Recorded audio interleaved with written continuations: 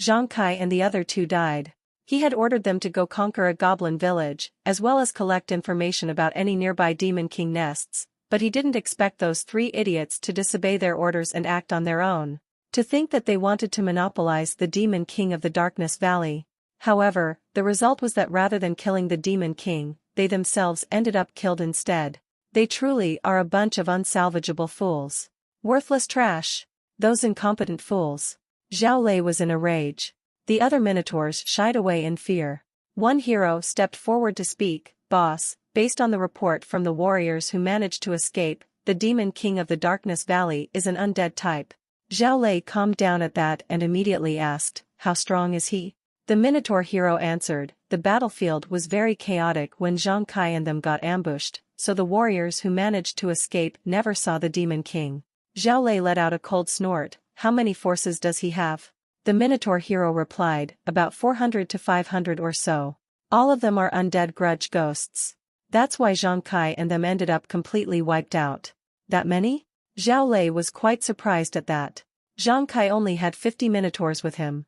If he got ambushed by something like 500 grudge ghosts, then it's only natural that he didn't stand a chance. Another hero who's a minotaur mage spoke, this Demon King is developing far faster than expected. He'll definitely be a major threat in the future. Zhao Lei's expression turned dark. Compared to heroes, the greatest advantage that Demon Kings have is their unlimited growth potential. That applies for both them personally and their factions. So long as they have enough resources, they can quickly expand their forces. This Demon King is no weakling. Plus, he's also an undead type, so his costs and upkeep are low to begin with. If we were to allow him to keep developing, he'll definitely end up a major issue for us. He slammed his hand down on the table before rising. The Demon King just won a great victory, so he'll definitely relax his guard. Gather all our warriors immediately. We'll raid the Darkness Valley and destroy him right away. Zhao Lei had a vicious look on his face. Fucking hell, that damn bastard. To dare to kill so many of my subordinates like that. I won't let you die an easy death. Three Minotaur heroes exchanged glances. They didn't think that Zhao Lei would order an attack that decisively. A Minotaur hero spoke up again, should we ask the Iron-Blooded Heroes Guild from Jauntry City for help? Our chances will be more certain that way. Zhao Lei shook his head, Greytree is too far away, they won't get here in time. Plus, I haven't agreed to join the guild yet, so they may not actually be willing to help us with this. There's no need to ask for help. Our existing power is already more than enough. At this point, the rest of them had no more objections. For one, Zhao Lei is the boss here and he already made his decision. Second of all, the Demon King's growth rate is rather terrifying, so the sooner he's destroyed, the better, especially given that he's an undead Demon King. Finally, the Bloodhoof tribe is capable of assembling a huge army with numbers more than 10 times what Zhang Kai had with him. Add in the fact that Zhao Lei is a level 2 unit, their full might is incomparable. With all that taken into account, is there any doubt as to the results of this oncoming battle? The Demon King couldn't even completely wipe out Zhang Kai's little group after all. The simple fact that several Minotaur warriors were able to escape and report, exposing his unit composition and forces ahead of time was enough to show that the Demon King really is only just that much. Forward! Zhang Lei assembled 700 Minotaurs and 200 warriors of vassal tribes for a total army of 900 combat units and set off toward the direction of the Darkness Valley. Zhao Lei was filled with a sense of achievement as he gazed at the huge army before him. He had a very smooth time of it for the past half-month. Not only was he able to successfully inherit control of the Bloodhoof tribe, he also swallowed up a number of small villages and factions. Therefore, Zhao Lei was absolutely confident that this time will be no different. After subjugating the Darkness Valley, his power and position are certain to take yet another step forward. The Foxkin Su Yan didn't follow Zhao Lei in his expedition. Zhao Lei didn't really trust this newly joined hero all that much, so he left her behind in the tribe and had the Minotaurs keep her under house arrest. After witnessing the Bloodhoof tribe's demon subjugation army, Su Yan finally realized just how much of a difference there is between heroes. No wonder she ended up like this. Against such a mighty army, the Demon King is dead for sure. Su Yan was quite depressed.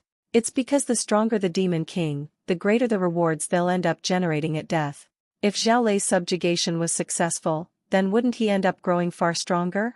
She's also rather disappointed. She had finally realized that with her abilities and talent, unless she has some kind of stroke of luck, she'll never be able to become a top-class hero. This was something that she really didn't want to resign herself to. About half a day later, the Bloodhoof tribe's demon subjugation army had arrived at the canyon. A hero spoke up, "Boss, they were ambushed by the Demon King in this canyon back then, so we should properly prepare ourselves first." Zhao Lei observed the geography and humphed, no wonder they were nearly completely wiped out. This place is indeed very suitable for an ambush. However, the same failure won't be happening twice. Have the priests enchant the warriors' weapons. Several Minotaur priests started busying themselves. Minotaur priests are support units. Their combat power isn't very strong, but they have support and recovery magic, so they are a power multiplier for the army. Based on the report, the Demon King's minions are grudge ghosts. As ghosts, grudge ghosts have high physical resistance. This doesn't mean that they can't be dealt with though. They'll be able to easily deal with them if they magically enchant some of their weapons. That said, enchantments do have a limited duration and the priests will have to continuously reapply the spell. Thus, they can't waste any time. They have to move quickly. Zhao Lei raised up his fire element enchanted warhammer and roared out, "The Demon King of the Darkness Valley is currently plotting to devour our home and conquer the entire forest. Heroes of the Bloodhoof tribe, the time for glory is now. Follow me to crush the Demon King and his minions." Several hundred minotaurs roared out. Their fighting spirit blazed forth. Zhao Lei acted as the vanguard and led his troops into the canyon. Not long after, the 5 towers of grudges appeared before them. Those spooky constructs made Zhao Lei and his group stop for a moment. Before they could think any more on it, the towers had already activated and hundreds of grudge ghosts were summoned from all around and were now charging at them, screaming all the while. They're grudge ghosts after all. Rather than panicking, Zhao Lei instead relaxed some. It's because the information he got was correct. Therefore, since they've already prepared for all this, what threat can merely a few hundred grudge ghosts possibly be to them? Kill. Wipe them out. Charge forward. Kill the Demon King. The Bloodhoof tribe pushed forth and attacked in a frenzy. The hundreds of grudge ghosts fiercely fought back at the same time, but they were unable to break through the Minotaur's formation. The Minotaur's enchanted weapons can very effectively kill grudge ghosts and the damage from the grudge ghosts' self-destructs were immediately healed up by the Minotaur priests. From how things were currently going, the attacking side seemed to have the upper hand. The grudge ghosts were constantly being killed and forced back. Zhao Lei and the rest of his tribe's elite forces haven't even joined the fight yet. They just watched the current ongoings while feeling assured of their victory. Ha ha ha. That's all they're capable of. And here I thought they'd be stronger. Those grudge ghosts might be annoying, but it's impossible for them to stop us. However, such thoughts only lasted for a few minutes. It's because the situation slowly revealed certain unexpected issues. Strange. We've been killing them for all this time. Why are there still so many grudge ghosts? Zhao Lei had noticed a strange issue. The grudge ghosts were being wiped out one by one, but their total numbers weren't really decreasing. The warriors of the Bloodhoof tribe clearly had the upper hand at the start, but after they wiped out 1 to 200 grudge ghosts, the Minotaur's weapon enchantments weakened and the Minotaur priest's MP was draining more and more. Thus, they were unable to maintain their momentum, their progress slowed, and they started taking casualties. On the other hand, the grudge ghosts didn't lose their momentum and continued forward in a steady, unending stream. The entire time, their total numbers remained steady. Zhao Lei finally realized the issue. Damn it, the towers are suspicious. Those grudge ghosts are being summoned by the towers. Quick, destroy those towers. When they realized this fact, several of the heroes had a chilling thought. If those grudge ghosts were all summoned creatures, then doesn't that mean that they aren't the Demon King's actual minions? If that guess were to be true, then they're going to be faced with an unbelievably terrifying truth. What they've been fighting all this time against was merely one of the Demon King's defensive traps. From start to end, they were only struggling against a couple of towers, not the Demon King's actual army. As for the Demon King himself, he was still hiding behind the scenes and has never actually acted yet. He's quite mysterious, to the point where the heroes still knew nothing about him. They had thought that they already controlled all the information, but it was all wrong from the start. Rather, it was all a false trait and a trap. When Zhao Lei thought of that possibility, he started sweating profusely. He could no longer sit still and let out a roar while releasing a red aura which instantly covered all the Minotaurs there. Minotaur skill, Wild Roar. It's an ally buff that maintains their high morale, thus increasing their strength and HP stats. Destroy those towers no matter the cost. Zhao Lei didn't know if that terrifying guess of his was true or not. Right or wrong, his current critical task is to destroy those towers of grudges in order to prevent the endlessly summoned grudge ghosts from sapping his army's strength. Up on the mountain, Zhang Nu showed a playful expression as he watched all this unfold. They discovered the trick of the towers? It looks like those guys aren't as stupid as they look then. Alright then. In that case, it's time to get a little bit serious then. Zhang Nu gave the orders, Undead Army, deploy in full. Zhao Lei was getting ready to personally charge for a tower. He was certain that he could endure the attacks of 20 to 30 grudge ghosts on his own and simply destroy the Tower of Grudges with a single flurry of attacks. Chief, it's bad. We're surrounded. A huge amount of skeletons are attacking from nearby. White masses came out from both ends of the canyon. Before their eyes, dozens of skeleton soldiers were leading nearly 1,000 skeleton soldiers in a massive tide attacking them from both sides. This new development utterly stunned Zhao Lei and his group. Several heroes' eyes practically popped out of their sockets. Shit. That's way too insane. Am I having a nightmare? Where did so many skeletons come from? Just how many minions did this Demon King summon? That's way too much. The skeleton wave tactic was crushing in sheer quantity. Just the pressure that they were emitting was indescribable. At the same time, up on the high grounds, one robed skeleton after another revealed themselves next to the towers of grudges. They raised the staves in their hand and formed fireballs before tossing them at the minotaurs currently trying to climb up. Gah! Roar! The minotaurs stuck by flames fell one by one, screaming. Right now, the current situation of the demon subjugation army is as follows. Skeletons at the front, skeletons at the back, mages suppressing them from above, and grudge ghosts everywhere hitting any hole in their formation. They were pressed in from all sides without any respite from anywhere. They were completely checkmated. We're done for. How could this be? Zhao Lei couldn't believe what he was seeing. He had originally thought that he would crush all opposition without any issue, but all that was overturned in mere instants. Now, he was trapped deeply and surrounded, attacked from all sides as his army was collapsing in every direction. You've slain a minotaur. Gold +9, BDNV. You've slain a minotaur. Gold +9. You've slain a high-ranked minotaur warrior.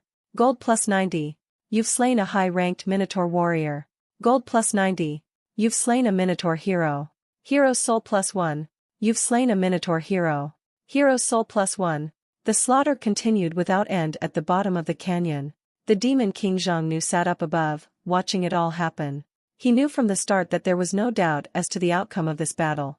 Zhao Lei's demon subjugation army might be quite strong, but they had pretty much no chance of winning against the triple combination of the undead army plus towers of grudges plus geographical lockdown. Zhang Nu's greatest strength wasn't the undead army. It was his draconian army as well as his own personal might as the Abyssal Dragon. However, given the current situation, it doesn't seem necessary to use the draconian army yet. The army that came here to subjugate the Demon King wasn't weak. The Bloodhoof Triber is a level 2 elite area, one that contains a number of units that have reached level 2 in power. Some special members have even reached level 2 elite in power. A level 2 normal unit is weaker than a level 1 elite. A level 2 elite is weaker than a level 1 lord. Generally, 3 level 2 elites are enough to match a single level 1 lord. This just shows how strong the demon subjugation army really was. Even so, Zhao Lei had far underestimated the true might of the Darkness Valley. He never even actually learned just what kind of demon king he was facing. Even now, he probably still believes that Zhang Nu is an undead-type demon king like a skeleton demon king or grudge ghost demon king. Since he didn't even know what kind of enemy he was facing, his loss was by no means unfair. The demon subjugation army's defeat is already set. Even so, their death throes aren't to be underestimated. A cornered animal is the most dangerous, as the saying goes. They could easily still cause quite some damage to the territory. Zhao Lei led several level 2 minotaurs to start climbing up the cliffs to charge the towers. The skeleton mages rained down fireballs onto them, but it merely bounced off of an aura around Zhao Lei. Zhang Nu took a look. Minotaur Chieftain, Zhao Lei, Chosen Hero. Level 2 Elite. Skills, Chi of Fury, Rank E, War Trample, Rank E, Barbaric Charge, Rank E, Wild Roar, Rank E, etc. No wonder he was able to withstand the skeleton mage's magic. The aura around Zhao Lei was his qi. Qi is a commonly used and very powerful combat technique. It can be used to cover a weapon to enhance their attacks or be used to cover one's body to resist magic spells. Zhao Lei was filled with rage and hate. The Bloodhoof tribe is basically done for now. Even so, he at least has to keep his own life. He can still come back from this. Even if the Bloodhoof tribe is gone, he could still go join the Heroes Guild. There, he'll be able to get the help of other heroes and come back for revenge. He will absolutely kill this Demon King in vengeance. Right now though, he has to destroy those towers of grudges.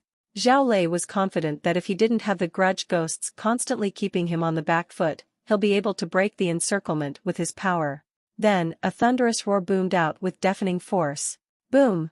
A scarlet bolt of lightning blasted down into the canyon and unerringly struck Zhao Lei, instantly shattering the qi that he had covering him. -50. His HP instantly fell to nothing. Zhao Lei fell down the cliff, utterly charred. No, impossible. My defenses, my HP, and my qi. How could it be so easily crushed? Zhao Lei's eyes widened. He could faintly see a figure. That person stood on top of the mountain, great and mighty like a demon god, looking down at the insects under his feet with a playful gaze. One strike. With but one strike. That was all that it took to etch the true terror of the Demon King into Zhao Lei. You've slain a Minotaur hero, Hero's Soul +1, Skill Stone +1. After a few more rounds of long-ranged attacks, the level 2 elites have all been killed one after another. The other Minotaurs are utterly terrified. The chief and the other leaders were mysteriously blasted to death by lightning. They've never seen or heard of such terrifying magic. They couldn't even see where the caster was, never mind trying to fight back. With that, even the bravest and fiercest Minotaur started to get scared. Their morale had completely collapsed. Thus, it was about time. Zhang Nu leaped down and transformed into his dragon form. His intimidating figure appeared over the air. A blazing hot stream of dragon flame blasted down next to the battlefield and melted a huge patch of rocks, forcing the remaining Minotaurs into an inescapable corner. You may still live if you surrender. But if you dare to resist, you shall be fully met with my wrath. The Minotaurs were shocked. Their minds completely collapsed. None of them ever imagined that their opponent was actually a dragon. Mercy, my lord. I surrender. Please have mercy, we surrender. 210 Minotaurs are surrendering to you. Accept? It would be a pity to not accept so many strong laborers. Zhang Nu chose to accept without hesitation. Those Minotaurs have now become the slaves of the Demon King. Of course, these newly taken units will have rather low loyalty. Minotaurs tend to be strong-willed as well, so they won't accept things nearly as easily as the goblins did. The Draconian army was then deployed to take custody of the Minotaurs. These war prisoners will be imprisoned before being slowly tamed over time. Zhang Nu then opened up the player menu to check his overall statistics. This battle did cause him a certain amount of damages. In total, he had lost 311 skeleton soldiers, 11 skeleton commanders, 1 skeleton mage, and the Towers of Grudges had used up 960 gold. The Minotaurs were quite fierce. They caused quite a bit of minor destruction and battle losses. Thankfully, the undead units can just be resummoned. His gains are as follows: about 7620 gold, 3 level 1 hero's souls, 1 level 2 hero's soul, 1 skill stone, and 210 prisoners. The gains massively outweigh his losses. Just his gold gains could cover all his losses with plenty to spare. All in all, this battle ended in a complete victory. Not a single enemy got away too. It just shows how strong the Darkness Valley really is currently. You've sacrificed a level 1 hero's soul. Talent points +3. You've sacrificed a level 1 hero's soul. Talent points +3. You've sacrificed a level 1 hero's soul. Talent points +3. You've sacrificed a level 2 hero's soul. Talent points +20. The sacrifice of the 4 heroes' souls resulted in a total of 20 talent points. Among all of them, Zhao Lei's alone was worth 20 points. To Zhang Nu, this is unquestionably a huge haul. The value of it can even be said to be higher than the gold and all the other gains from the battle put together. With those 20+ talent points, he'll be able to activate both of his remaining level 1 talents. You've activated the level 1 talent Dragon Fear. You've activated the level 1 talent Beginner Anti-Magic. All level 1 talents activated. Level up conditions satisfied. Zhang Nu could clearly feel that, after activating all his talents, every cell in his body was evolving and releasing a huge amount of energy. Level up successful. MP plus 400, HP plus 200, Strength plus 20, Agility plus 40, Constitution plus 20, Will plus 40. Physical damage resistance plus 30%. Dragon Flame skill effect plus 100%. Abyssal Lightning skill effect plus 100%. Dragon Fear area of effect plus 100%. After the level up, all his stats increased. His various skills have also been buffed a great deal. Of course, the stats for Draconian form and Dragon form are different. Zhang Nu is currently in his Draconian form. That's why his MP increase was higher than his HP increase. If he was in his Dragon form, then his HP would definitely be higher than his MP. The same for all his other stats. Zhang Nu hurriedly opened up his status menu. Name, Zhang Nu. Level, 2. Race, Abyssal Dragon, Demon King Race. Base stats, 400 HP, 800 MP, 40 Strength, 80 Agility, 40 Constitution, 80 Will. Level 1 Talents, Abyssal Draconian, Dragon Flame, Dragon Fear, Lightning Control, Beginner Anti-Magic. Level 2 Talents, Adamantine Dragon Body, Inactive, Abyssal Devouring, Inactive, Hell Thunder Flame, Inactive, Medium Anti-Magic, Inactive. Other skills, Healing, D rank. Talent points, 3, Eddie ET. There are 4 level 2 talents. Every one of them are extremely powerful. However, each costs 200 talent points to activate. The activation difficulty is over 10 times what it was before. A level 1 hero will only offer 2 to 4 talent points. He'll have to kill dozens for each activation. Level 2 heroes will generally offer over 20 talent points. It will only take killing a few of those to activate a talent. Zhang Nu also checked over the effects of the 2 new talents that he had activated, Dragon Fear, and Beginner Anti-Magic. Dragon Fear, Talent Skill. Costs 50 MP. The instant Dragon Fear is activated, it will deal a powerful mental attack against all targets within a 1000 meter radius. Targets struck will be dazed or stunned, and all stats will be decreased for a certain time period. Skill cooldown time of 5 minutes. That's really powerful. It's a super large area of effect mass crowd control, CC, skill.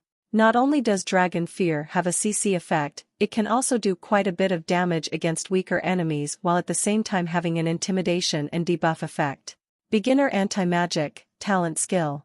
Reduce the effect of D rank or lower elemental magic attacks or debuffs against the user by 99%. Beginner Anti-Magic is pretty useful as well. From now on, any magic attack that's D rank or lower is basically completely ineffective against Zhang Nu. It wouldn't be able to do any damage no matter the quantity. For the 5 level 1 talents, they can do CC, defense, long-range attacks, and even transformation. When Zhang Nu activated all 5 abilities and successfully leveled to level 2, both his durability and combat power greatly increased. The gains from this battle truly is something. Besides the gains of the hero's souls, he also got a skill stone. War Trample, E-rank skill. Costs 20 MP to cause powerful trampling damage. Additional chance to stun nearby targets. Skill effect increases with the strength stat. This is also a pretty decent skill. In his dragon form, Zhang Nu's strength is quite amazing. This close-range skill will help increase his combat power, so he learned it without hesitation. The Demon King's level up also has a great effect on the territory as well. Zhang Nu had unlocked several new unit types. High Draconian Laborers. Level 2 Normal. Created by leveling up normal Draconian Laborers. Each level up costs 50 gold. High Draconian Soldiers. Level 2 Elite. Created by leveling up Draconian Soldiers. Each level up costs 1000 gold. The 2 new units aren't completely new units. Rather, they're simply leveled up versions of the 2 already existing units. They can't be directly summoned. Instead, they must be leveled up from existing level 1 laborers and soldiers. Their abilities are far stronger than that of their lessers in every way though. Besides those 2, there are 3 completely new units. Draconian Battlemage. Level 2 Elite. An exceptionally talented existence among Draconian soldiers. Not only do they have powerful melee capabilities, they also have powerful magical combat abilities as well. Costs 2000 gold to summon. Draconian General. Level 2 Lord. The commander of Draconian soldiers. They have even stronger combat and leadership abilities. One can be summoned for every 500 soldiers or 50 high soldiers. Costs 15,000 gold to summon. Draconian Priest. Level 2 Lord. An exceptionally talented member of the Draconian race. They have great intellect and powerful magical abilities. One can be summoned for every 3,000 total Draconians. Costs 30,000 gold to summon. What shocked Zhang Nu the most about those 3 new units is the fact that the Draconian General and Draconian Priest are both level 2 lords. What does a level 2 lord mean exactly? It means that their might likely far outstrips even the Millennium Grudge Tree in the Mine of Sorrows. They're more than enough to sweep away the vast majority of demon kings and heroes right now, and they're merely his summoned minions.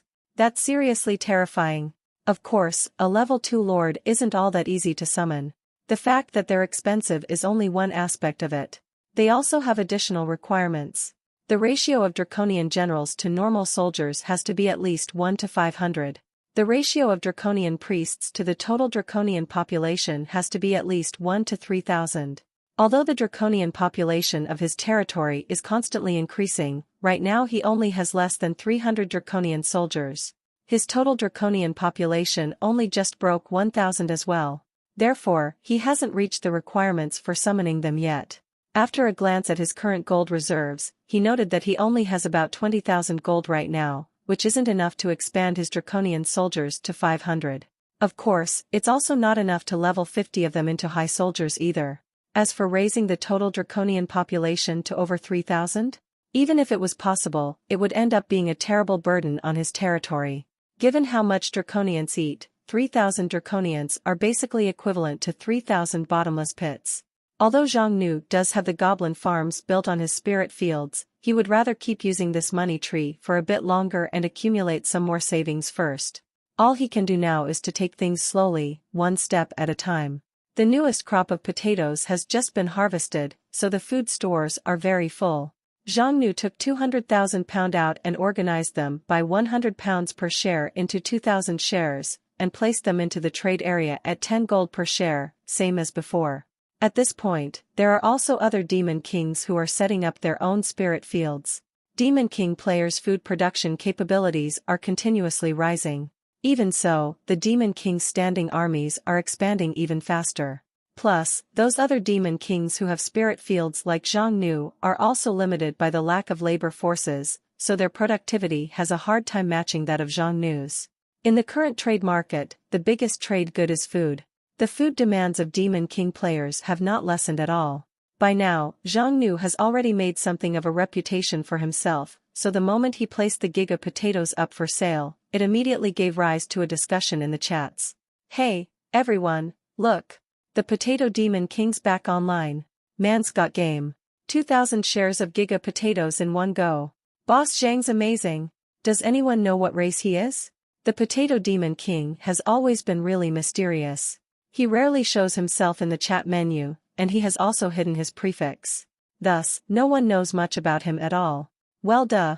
The man's busy every day planting potatoes and getting rich. He's not like you unprofessional slackers who only know to skive off work to play around in the chats. I'm guessing that he's a plant-type demon king like a dryad or treant, with bonuses to planting. How else could he produce so much food? Duh. He must be a plant creature of some kind. That bunch of unprofessional demon kings instantly started gossiping about Zhang Nu's race. There's all kinds of wild guesses everywhere, and no one could convince anyone else. The only common consensus made is, this food mogul isn't from a race that's very powerful combatively. Demon kings aren't just natural enemies with heroes. There are lots of conflicts between demon kings as well. Given how much money that the Potato Demon King has been earning, it was certain to draw greedy eyes from all around. Wouldn't it end up attracting lots of trouble if he ends up getting recognized by nearby demon kings then? Without a doubt, there's definitely quite a few guys in the chat menu currently trying to gather information about him with no good motives. That said, they were all overthinking things. The reason why Zhang Nu hid his race wasn't because he lacked confidence in himself. He's just used to keeping a low profile, that's all.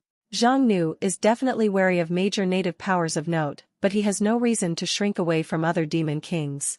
Anyone who tries to come attack his Darkness Valley is just looking to die.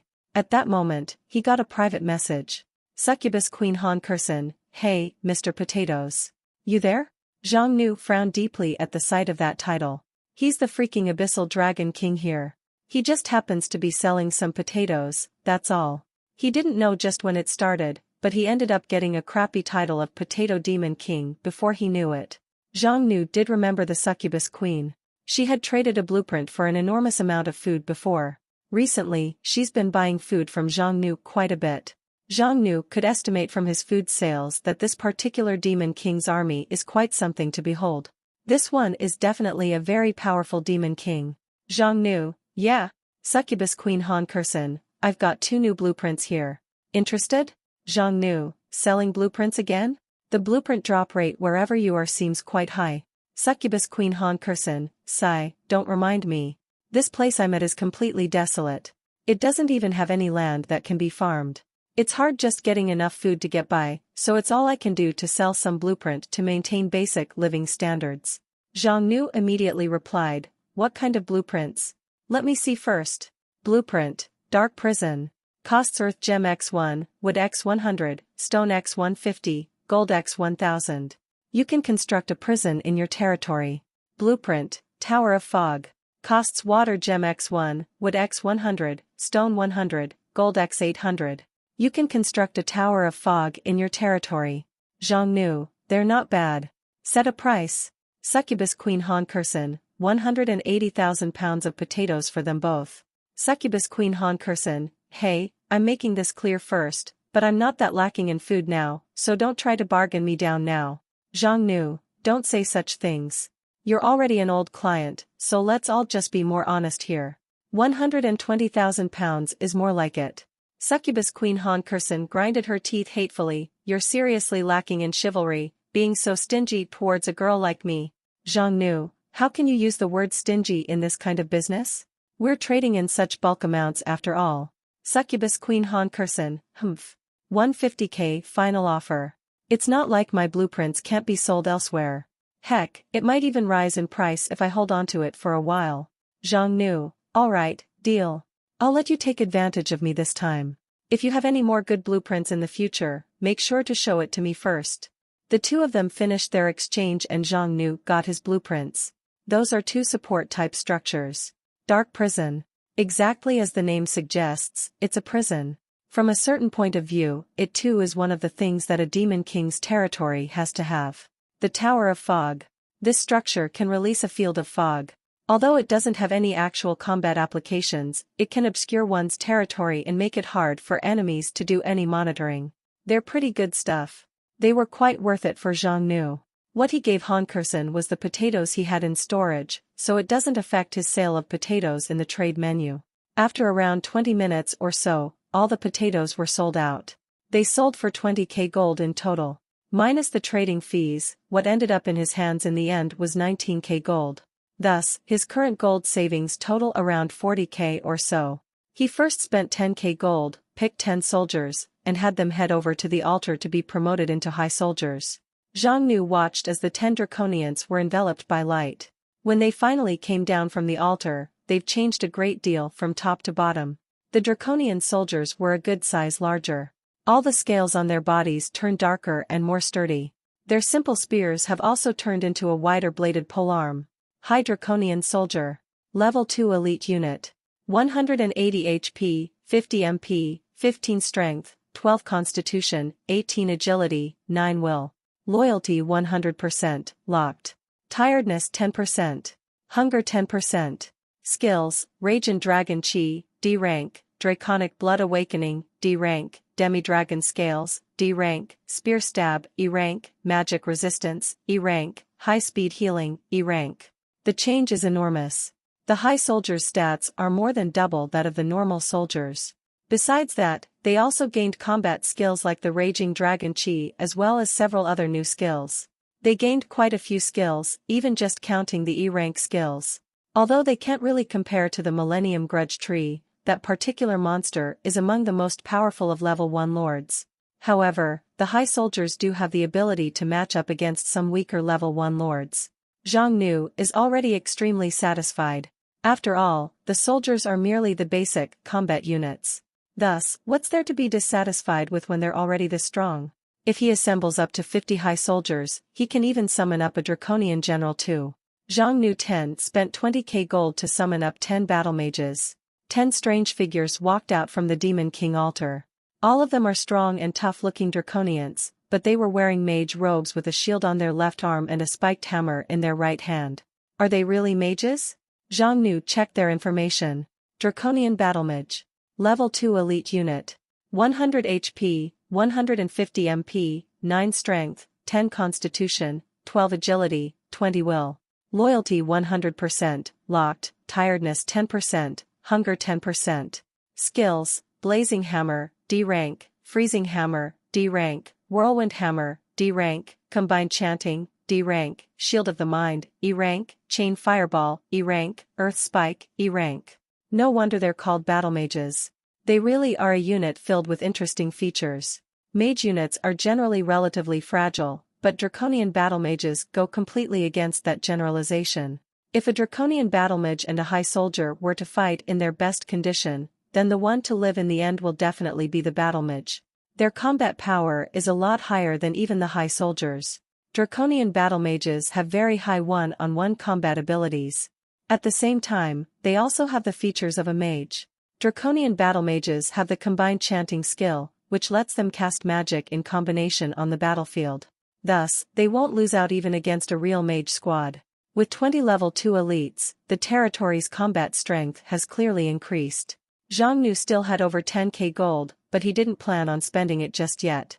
A portion of it needs to be reserved for the structures with upkeep costs like the House of Skeletons, Towers of Grudges, and Spirit Fields.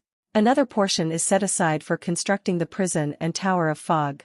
Of course, the construction of said structures needs to wait a bit, since there are a few more important things to take care of first.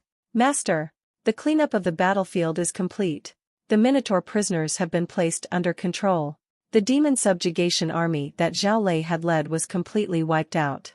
This is something that the Bloodhoof tribe will discover sooner or later, but in order to avoid the remnants running away ahead of time, it's best to first conquer the tribe right away. The rewards for a level 2 elite zone is definitely not small. For the sake of efficiency, Zhang Nu only took the 20 new units, 10 high soldiers and 10 battle mages, with him. He headed out first and looked down upon the lands below from the sky. One message after another popped up. Giant Frog Swamp. Level 1 Normal Zone. Relatively low exploration value. Monster Mountains. Level 1 Elite Zone. Medium exploration value. Tiger and Bear Forest. Level 1 Elite Zone. Medium exploration value. Cobalt Cave. Level 1 Elite Zone. Relatively high exploration value.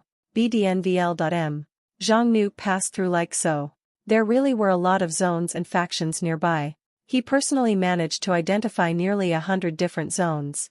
That said, most of them are merely normal zones with the occasional elite zones.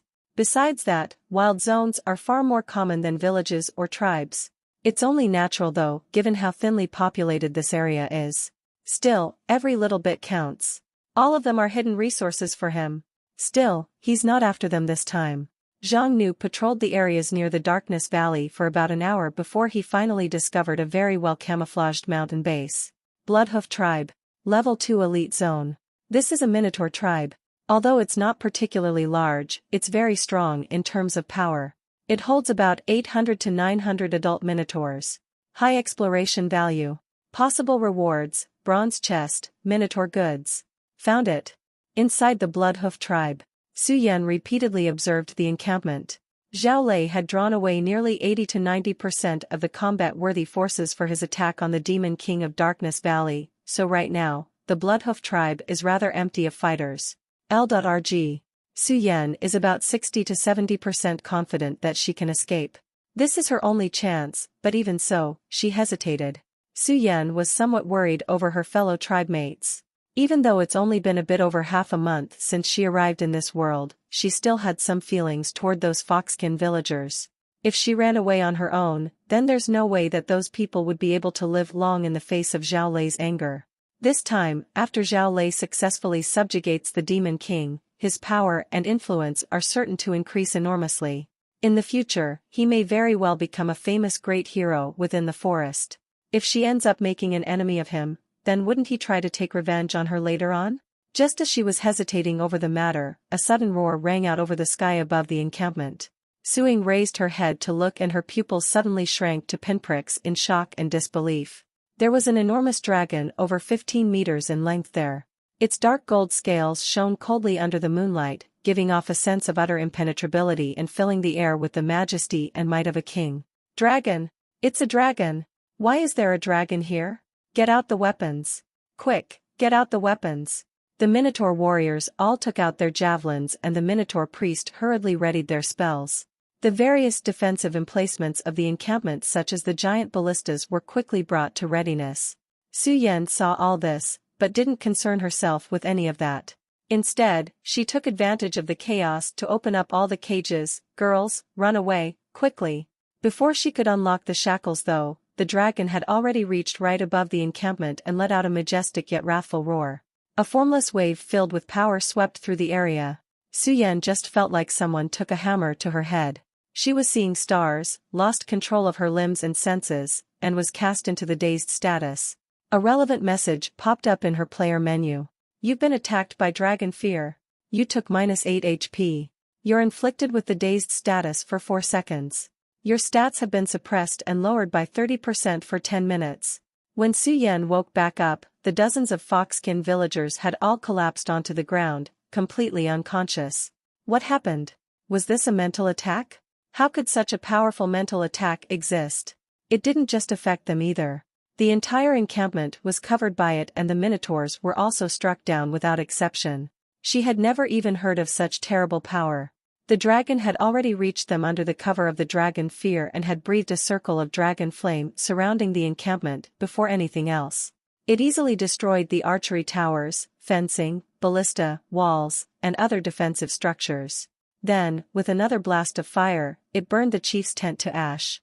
When the Minotaurs came back to themselves, they charged at the dragon, unafraid of death. The result of such actions, however, was that they were either burned to ash by dragon flame or blown away by lightning. The abyssal dragon's enormous body stomped down on the burnt structures like a demon god that crawled out of hell itself, terrifying all of the Minotaurs nearby. Su Yan was also utterly shocked. Why is a legendary being like that here of all places? Just how did the Minotaurs manage to provoke such a terrifying enemy? It's too strong. The chief's not here. We can't possibly win against it. The Minotaurs were greatly intimidated by the Dragon Fear and fully realized the enormous difference in power between them. Thus, they had lost all will to fight and started to collapse one after another. One Minotaur among them managed to escape to the entrance of the encampment, but a whirlwind hammer blew his head to smithereens. The encampment originally had tons of traps and alarms set around its surroundings, but since most of them were destroyed by the dragon's assault, the invaders were able to make it through easily. Their numbers aren't that high, being only 20 in total. 10 were wrapped in chi, armed with bladed polearms and were stunningly quick. They moved like lightning, constantly stabbing out over and over, and not a single Minotaur managed to escape from them. The other 10 had active magic shields. The warhammers in their hands were mighty beyond measure. This is also in addition to their magical attack power, able to strike any enemy no matter the distance, preventing anyone from being able to escape them. The dragon caused widespread destruction. Its 20 subordinates sealed off the exit. They were obviously intent on leaving no survivors whatsoever.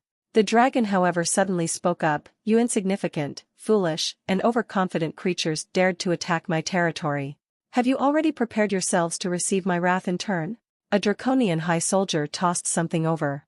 Su Yan and the Minotaurs were all in shock. The thing tossed over was a head, and it wasn't just any head, but the head of the Minotaur chief, Zhao Lei. In other words, the demon subjugation army was defeated. Thus, the dragon's identity is also obvious now. The Minotaurs finally realized just why such a mighty dragon would attack a little tribe like theirs. It's all their overconfident chief's fault. The Minotaurs hurriedly kneeled and begged for mercy. "Mercy! This has nothing to do with us. Ever since the chief claimed to have been chosen by destiny, he did a lot of things we can't understand, like he had gone insane. There's no way that we would dare to make an enemy of a great being like you. Please have mercy and forgive us. We are willing to submit." The Minotaurs had all their courage utterly crushed by the dragon's dragon fear, and their hopes were completely demolished by the draconian's fearsome might. Thus, their only choice was to prostrate themselves and surrender. At this moment though, the one in the greatest despair wasn't the Minotaurs. The Minotaurs at least have a chance at surviving with their surrender. Su Yan was certain that she'll be killed regardless of whether she surrendered or not. Even if the dragon decided to show mercy to everyone there, it would still have no reason to let her off. It's because heroes and demon kings are natural, non-negotiable enemies. 145 Minotaurs have surrendered to you. You've conquered the Bloodhoof tribe. You gained a bronze treasure chest. Zhang Nu was quite satisfied with the results here. He had caught over 200 Minotaurs previously. Add that to the 100 or so Minotaurs that he gained here, his labor force for his mine is finally taking shape. Just as Zhang Nu was getting ready to finish cleaning up, his gaze suddenly shifted slightly and fell onto one particular Minotaur. Then, his lips shifted into a cold smirk. He simply flicked a finger. A scarlet bolt flashed. That Minotaur was blasted out from the crowd. Her form quickly shrunk and turned into a foxskin girl. She was completely charred and was only barely still breathing from where she fell. Ho! So there is still a hero here? Zhang Nu was more specialized for melee combat in dragon form, so the power of his magic-type skills aren't as powerful as they are in his draconian form. If not for that, given that hero's abilities, there's no way that she could have survived even a casual blow like that. Zhang Nu was quite curious about the hero's appearance though. She's obviously a foxkin, so why was she here in a Minotaur tribe? Plus, her talent is quite special as well. Among heroes, those who have talents are beyond rare. A hero's talent will grow and evolve as they grow stronger. Su Yan gained a talent called high-grade transformation. She can turn herself into any target or race that she has seen. Although it's just a surface-level transformation, the disguising aspect of it is completely perfect. She was probably trying to mix in with the surrendered Minotaurs in order to find a chance to escape. Not even Zhang Nu's dragon eyes can see through it at his current level.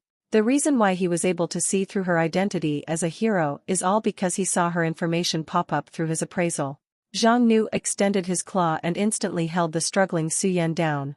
Before the enormous dragon, she was like a mere ant. She hurriedly and panically spoke, "Mercy, boss. Don't kill me." Zhang Nu grinned and asked curiously, "You're a hero and I'm a demon king. For what reason do you think I should spare you?" Su Yan hurriedly spoke, "I have a reason why you shouldn't kill me." Zhang Nu was somewhat surprised. "Oh? Is that so? Tell me then. However, you'll only have one chance. If I'm not satisfied with your reason." As he spoke, Zhang Nu started breathing out hints of dragon flame from his mouth. Su Yan sweated profusely. What to do? She's dead for sure now. She has to quickly think of a reason why she should be kept alive. But what reason can she give? Money? Or maybe seduction? Aren't those all useless though? Su Yan glanced at Zhao Lei's head, still on the ground. In that instant, she remembered Zhao Lei's actions as well as the words he said to her before, and a light bulb lit up in her head. Zhang Nu spoke, "Have you thought of one yet? I'll give you 3 more seconds." Su Yan hurriedly replied, "I can collaborate with you." Zhang Nu didn't actually intend to leave her alive. He was just curious as to how low this girl was willing to go for the sake of survival, or what kind of laughable reason she might come up with. He never expected her to bring up collaboration. A weakling of a hero wants to collaborate with a powerful demon king? Su Yan hurriedly followed up, "I was caught and imprisoned here by Zhao Lei, so I'm actually enemies with him. Thus, even if we're in different camps, we don't necessarily have to be enemies." She felt her thought processes clear up as she spoke. "Boss, think about it. The only reason you have to kill me is for the rewards, but with me as weak as I am, it's basically not even worth mentioning. Given that, just how much reward do you think I can yield? If you let me go and agree to collaborate with me, then I'd be able to do a lot of things that you'd find difficult via my status as a hero. Like gathering information from other heroes, or helping to spread misinformation to lure more heroes to your nest. Wouldn't it be far more worth it to kill them than me?" Su Yan had finished her speech. Given so little time, this was the most convincing reason that she could think of. If not even this was enough to buy back her life, then she really was fated to die here. "Huh. Your words do seem a bit interesting. Who says heroes and demon kings can't work together? This Su Yan is pitifully weak, so killing her might yield 2 talent points at most. What could 2 measly talent points do for him at this point? However, if she could help him trick some heroes into coming for him, especially if they're heroes over level 1, then just killing any one of them will end up being far more worth it than just killing her here and now. Of course, there's no way that Zhang Nu could trust her with just a few words like that. No matter how it is, she is still a hero after all. They're naturally on opposing sides, and a demon king like Zhang Nu can be considered a priceless treasure for any hero. They'd be able to practically reach the top just by killing him alone. Zhang Nu released her from his claws and ordered, "Take her back with us." Su Yan had managed to escape death for now. He'll first drag her back and imprison her for the time being. As for whether he's going to kill her or work with her in the future, that's something that he's going to have to think and plan about first. Not long after, the other foxkin were also discovered. Those foxkin also showed their willingness to offer their loyalties. Foxkin don't generally have any special abilities, but they are fairly intelligent. The castle does lack some servants, and it's not like it would cost that much to keep a few dozen foxkin alive, so he just took them along. Finally, Zhang Nu opened up the chest. "You've opened a bronze treasure chest. You've gained gold x 4000, blueprint, Minotaur encampment x1, strength crystal x1, . He managed to get a blueprint. The blueprint he got this time is no ordinary one either. It seems like something like the House of Bones that he got way back when. It's a unit production structure, one that seems like it unlocks the summoning for Minotaur units.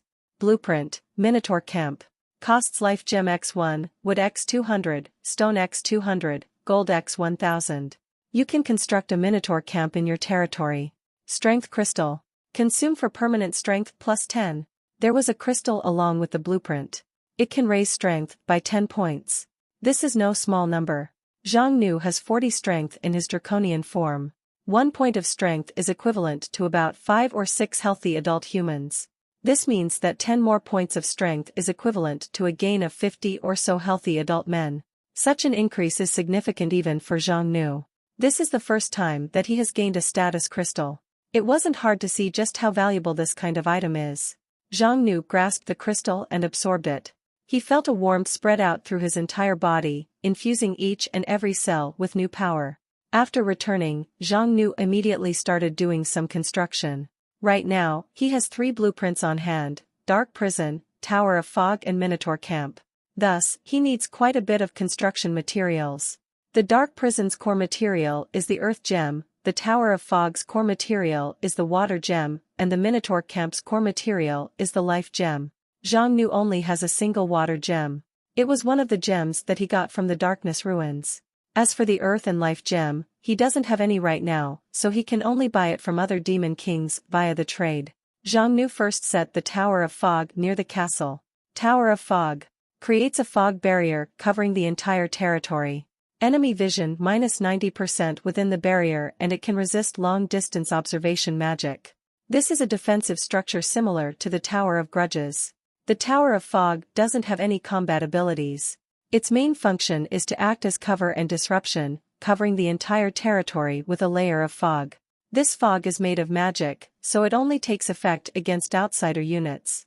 Zhang Nu and the units of his territory won't be affected at all. Not only will they not see any fog, their vision will always remain completely normal and clear.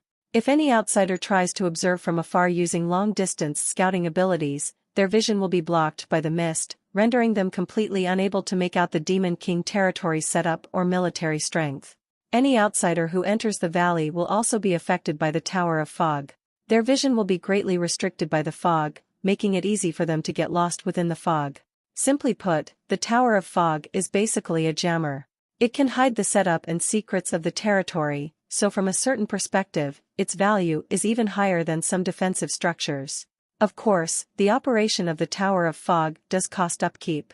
However, it's only a few dozen gold a day, so this amount is next to nothing to Zhang Nu. At this moment, Zhang Nu received several private messages. Bloody Giant Wangshi, bro, I got all the gems that you want. Wasn't this the guy who sold him the Darkness Gem a few days ago? Zhang Nu, you again? You got quite a lot of gems, huh? Bloody Giant Wangshi, hee hee. The place where I'm at does contain a lot of gems. That said, it all needs to be obtained by risking my life. It's not easy making a living, you know. Zhang Nu, stop it with the pitiful act. Just tell me how much you want for them. Bloody Giant Wangshi, bro, you name a price then. If it's suitable, then I'll make the trade right away. I'm quite a straightforward guy, you know. That guy's learned some smarts, getting Zhang Nu to make the opening bid. Zhang Nu didn't waste his words. Earth Gem for 500 gold, Life Gem for 1000 gold. 1500 gold total. This price is pretty fair. It's actually even slightly higher than the actual market price. Zhang Nu simply didn't care to drag this on back and forth for just a few pieces of gold here. Wang Shi didn't waste any time either, and the two immediately made the trade. Bloody giant Wang Shi, bro, I've got lots of all kinds of gems here. If you need any in the future, you can try contacting me first. Zhang Nu, no problem. After collecting all the other materials, Zhang Nu built the dark prison near the Demon King Castle. Dark prison can imprison level 1 and 2 units. All successfully imprisoned targets will receive -95% to all stats and all their skills will be sealed. Zhang Nu personally headed into the prison to look it over. The prison was bigger than he had imagined. There were 50 enormous jail cells, with each being around the size of a basketball court. There'd be no problem with locking 10 elephants in each one. The most important bit though is that the prison comes with a ceiling effect. All level 1 and 2 targets, no matter how strong they are, will end up unable to use any skills at all when they're imprisoned. Plus, all their stats will be weakened by 95%. It's basically impossible for them to escape.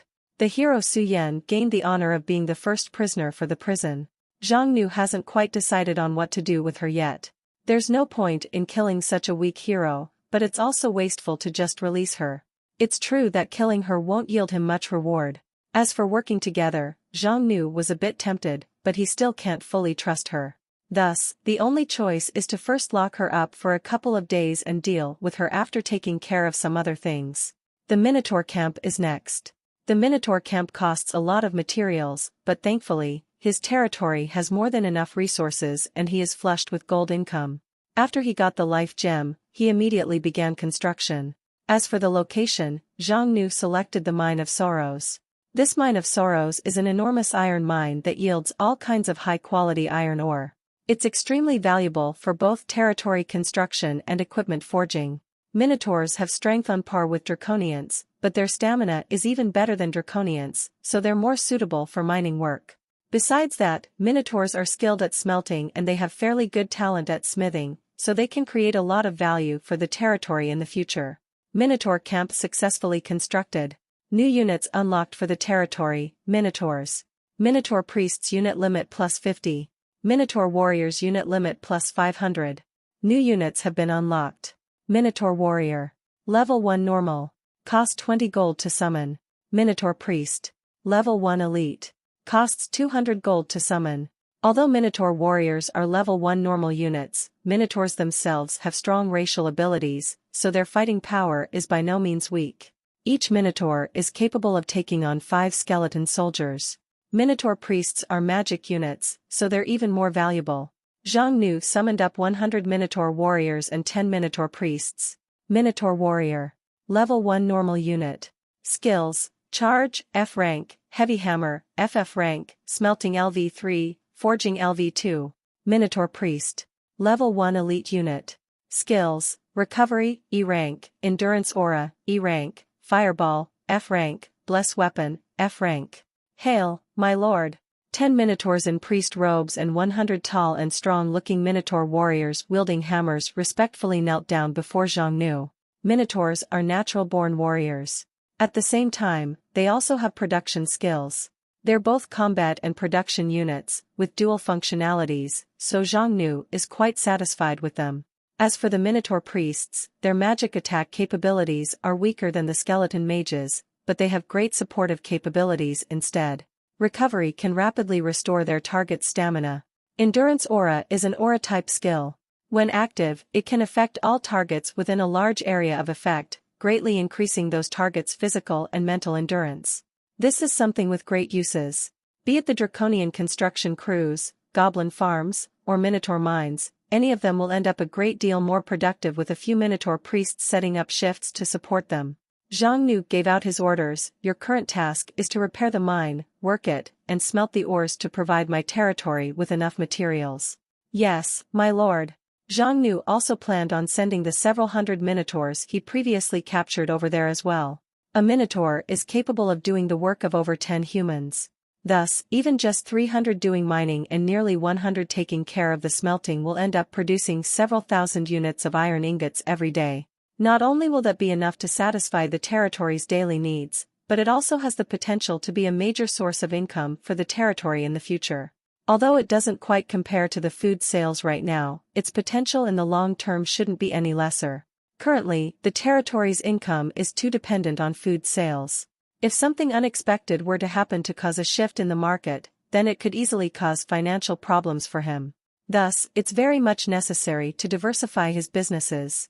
The Minotaurs busied themselves and turned the place into a new production area. Just as Zhang Nu was busy setting the Minotaurs up with their work though. Alert! Your territory is being invaded. Your goblin has been slain. Your goblin has been slain. Zhang Nu suddenly got some notifications that made him react with alarm. For some strange reason, his territory is suddenly under attack. Is it heroes? It shouldn't be though. Zhang Nu had set up 5 towers of grudges in the canyon. Plus, they just had a major battle there, so a great deal of the undead armies still haven't been pulled back yet. Given that situation, there's no way that a hero could get through. Since his subordinates haven't discovered any invaders ahead of time, then there's only one possibility left. The invaders never went through the canyon in the first place. Based on the messages, 2 of his goblins died, which means that the place under attack should be the goblin farms. Zhang Nu didn't dare to take this lightly. The farms are his critical financial lifeline right now. If they're destroyed, then it will end up greatly affecting his development and expansion. Zhang Nu rushed to the farms, but by the time he arrived, the battle seemed to already be over, given that he didn't discover any enemies on sight. The goblins had already hidden themselves in their houses. A squad of soldiers guarding the farms were currently alertly watching the skies like they're on guard against something. What happened? Zhang Nu landed before them. A draconian soldier hurried replied, "My lord, there was an enemy attack, but we have already chased them off." "What are the losses?" The draconian soldier answered, 3 goblins were killed in the chaos. Also, some of the recently harvested giga potatoes were stolen. Zhang Nu nodded. The losses looked to be light. Thank goodness that Zhang Nu was cautious enough to have made sure to set up a permanent squad of soldiers to guard the farms even when the canyon was heavily defended. Is this the invader? The strange creature in question looked like a giant bat, only with a humanoid body. It's about 1.5 meters in height, with blood-red eyes and sharp teeth. Zhang Nu examined it, and his cheat quickly brought up a message pop-up. Vampire Bat Soldier, deceased. Level 1 normal. Skills, Blood Suck, F rank, Supersonic Detection, F rank. Description: this is a low-level monster that normally lives underground. It appeared above ground now due to a nearby Demon King's summoning. Although it's not strong in combat, it does have very good flight and detection capabilities. Based on the information here, this is the subordinate of a Demon King. A minor minion with flight and detection abilities. No wonder it was able to avoid the canyon and enter the valley directly. Most likely, the Tower of Fog had disrupted the Vampire Bat Soldier's detection abilities and made it so that it never managed to reach the castle. Thus, it ended up taking the goblin farms as the core of Zhang Nu's nest. This little incident can't really be called an invasion, being at most a minor irritation. The losses from it are so minor that it might as well be nothing. Even so, such actions will unquestionably make one irritated. It's one thing if it was a hero, but for a Demon King to try their luck as well? Zhang Nu was never one to take one lying down. He rubbed at his chin and thought it over for a bit before suddenly thinking of a great idea for dealing with this problem. Su Yan was crouched down in the prison. Her eyes were unfocused and lifeless. Suddenly, a mighty figure walked in. Su Yan immediately started objecting, "I can't take it anymore. I'd rather you just kill me rather than keeping me imprisoned like this." The Demon King calmly replied, "Don't get excited now. Let's discuss the matter of cooperating." Su Yan's eyes lit up, "You're agreeing then?" The Demon King replied, "Heroes are as common as cockroaches, so it's not like I have to work with you. That said, I can give you a test and opportunity." "What is it?" "Help me kill a Demon King." Su Yan immediately deflated like a punctured balloon. "I'm a level 1 elite at best, so I'm unlikely to stand a chance even against the weakest Demon King around." Zhang Nu calmly replied, "What are you so afraid of? I'll loan you an army, so your part in all this is very simple. Just use your hero ability, locate this Demon King, and then deal the killing blow." Su Yan was dumbfounded. Having a hero help him kill another Demon King? What kind of thing is that? Truth be told, Zhang Nu's thoughts are very simple. When Demon Kings kill other Demon Kings or heroes kill other heroes, this kind of killing within the same camp won't yield any rewards. In that case, why not use the hero as a blade instead? This way, Xiangnu can continue to hide his true strength among the demon kings. At the same time, the hero will generate great rewards from destroying a demon king's nest and killing a demon king. Thus why not do that and take a share from that reward? At the same time, it's a way to give that hero girl a chance to prove that she has the value to be of use. Suyen didn't have any other choice really. Rather than continue languishing away in jail, she'd rather make one last desperate attempt. Maybe she might even get lucky and manage to live through it? Only a little bit ago, over a dozen vampire bat soldiers had returned from the Darkness Valley to their nest. Deep within this cave is a demon king altar. This particular demon king nest is populated by hundreds of various kinds of units. They've been developing quite well. Master, we've completed our scouting. There's a demon king's territory nearby. Right in the Darkness Valley a few dozen kilometers away. The demon king player Wang he was sitting on the altar. He's a bat demon, with pitch black fur, being over 2 meters tall, a pair of blood-red eyes, huge bat wings, and incomparably sharp fangs. This is a demon king of medium-grade bloodline. He has talents for blood-sucking, detection, and flight. Wang he was doing quite well for himself so far, and he currently has about 800 subordinates. The bat demon's units aren't as strong as the top-classed units, but as a trade-off, their cost is far cheaper.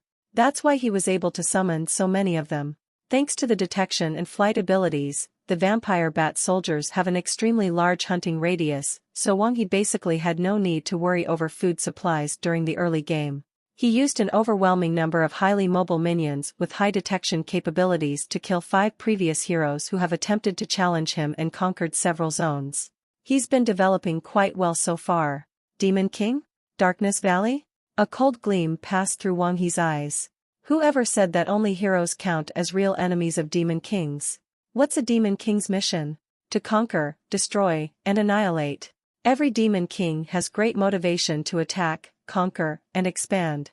It's generally more advantageous for heroes to cooperate, but for demon kings, it's generally more advantageous to compete instead. Wang he doesn't consider a fellow demon king nearby to be a good thing. A single mountain cannot bear 2 tigers. Wang he asked, what race is that demon king? The vampire bat soldier replied, the valley is covered with magical mist, so we are unable to fully scout out the area. However, we did discover a high quantity of goblins. While saying that, it took out the loot it took from the raid. This is Giga Potato. Wang he asked, you're sure that they've planted massive quantities of these potatoes in their territory? There's no mistake. They had very large-scaled farmlands. When we arrived, several hundred goblins were in the middle of harvesting. They've piled these potatoes into mounds the size of small hills. Wang he exclaimed, could it be the Potato Demon King? He knows of a certain guy who was crowned with a nickname of Potato Demon King because of him selling potatoes day and night. Could the Darkness Valley be the territory of the Potato Demon King? Could this rather famous Demon King actually be a mere goblin? The vampire bat soldier continued its report. We had wanted to keep scouting in more detail, but we were discovered by a few very strong guards, so we immediately retreated. Wang he clenched his fist. If the other party really is the Potato Demon King, then this is certain to be a great opportunity to get rich. That guy had earned so much money, so it's not particularly strange for him to have been able to raise a strong army. Even so, there shouldn't be anything to worry about. Wang he has great advantages in this match. First of all, he's hidden away, while the Potato Demon King is out in the open. Demon Kings can't automatically know where the other is without active searching. Right now, Wang he has scouted out the opposing side's nest, but his opponent doesn't know where Wang he is. Thus, Wang he had the initiative here. Next is the advantage in mobility. Wang he's army isn't very powerful in combat, but they are highly mobile air units. Wang he was confident that if he were to launch sneak attacks when his opponent isn't expecting it, then it's very much possible to directly decapitate the enemy Demon King or to destroy their altar in a base raid. By killing this Demon King, he'll be able to both steal great riches and resources while at the same time removing a strong potential opponent. Wang he felt great just thinking about it. Ha ha ha. Truly, the heavens are with me. Wang he decided to properly prepare. This time, he must make sure to succeed. He thus sent out sonic waves with orders for his subordinates. The next day, his hunting parties have all returned to base. Wang he was getting ready to go to war. He began patiently planning out his plans for a sneak attack. However, before he could even fully plan out his strategy, a minion had flown before him. We're under attack. A hero is attacking us. Wang He let out a cold laugh in response. A worthless bunch dares to challenge me? This will merely help increase my power. He had already killed several heroes before, so he wasn't alarmed at all. If he could kill a few heroes and activate a new talent before attacking the Darkness Valley, then that would obviously be great for him. Master! It's terrible. The outer caves have been lost. The hero has gotten through. Wang He finally reacted in shock. What did you just say? How is this possible? Over a dozen fireballs were launched, exploding out within the caves. The vampire bat soldiers are all high-speed, low HP units. They might be fast and highly mobile, but their defenses are relatively weak and their HP is also very low. At this point, they have nowhere to run to, so how could they possibly deal with such attacks? In a few moments, they all fell while screaming. An army blew through the defenses like a knife through butter. The army was made of over 300 combat units, consisting of 10 high draconian soldiers, 10 draconian battle mages, 40 skeleton mages, 50 skeleton commanders, and 200 draconian soldiers. High soldier and battle mages are both level 2 elite units. Skeleton mages and soldiers are level 1 elite units. Skeleton commanders are level 2 normal units. What does that all mean, one might ask? The army that Wang He was so proud of might number over 800, but they were all unexceptional level 1 normal units. Faced with an opposing army made of elite units, level 2 units, or even level 2 elite units, Wang He's army stood absolutely no chance. One could even have said that the invading army was complete overkill. Just of that army would have been enough to give Wang He a seriously hard time. Even if he managed to successfully ward off the attack, it would still have been an extremely costly victory for him. The battle had completely ended before 10 minutes had even passed. The bat demons were basically completely annihilated. The Demon King was severely injured by 2 high soldiers and was left on the ground beneath the altar while barely alive. He no longer had any ability to resist. It's your turn now. A draconian walked up to a girl. The fox-skinned girl's expression was utter shock. Her eyes were wide and bulging and her mouth was wide enough to stuff an apple in. Back when she accepted the job, she had thought that this would be nearly suicide, but who knew that things would end up like this? This Demon King is not weak at all, so she never expected him to be so easily crushed. Su Yan had a realization on just how terrifying an existence this King of the Darkness Valley is. Not only was he able to easily crush the Bloodhoof tribe, he was even able to easily crush another Demon King without even needing to personally show up. Here, Su Yan didn't need to do anything from start to end. All she did was utilize the hero's mapping abilities to help Demon King Zhang Nu's army find this Demon King's nest. In actuality, this particular job was easier than she had imagined. She suddenly also realized that the Demon King who seemed so scary before may not actually be as bad as she had imagined. Although he framed it as a test for her, in reality, it might be more accurate to say that he was raising her up.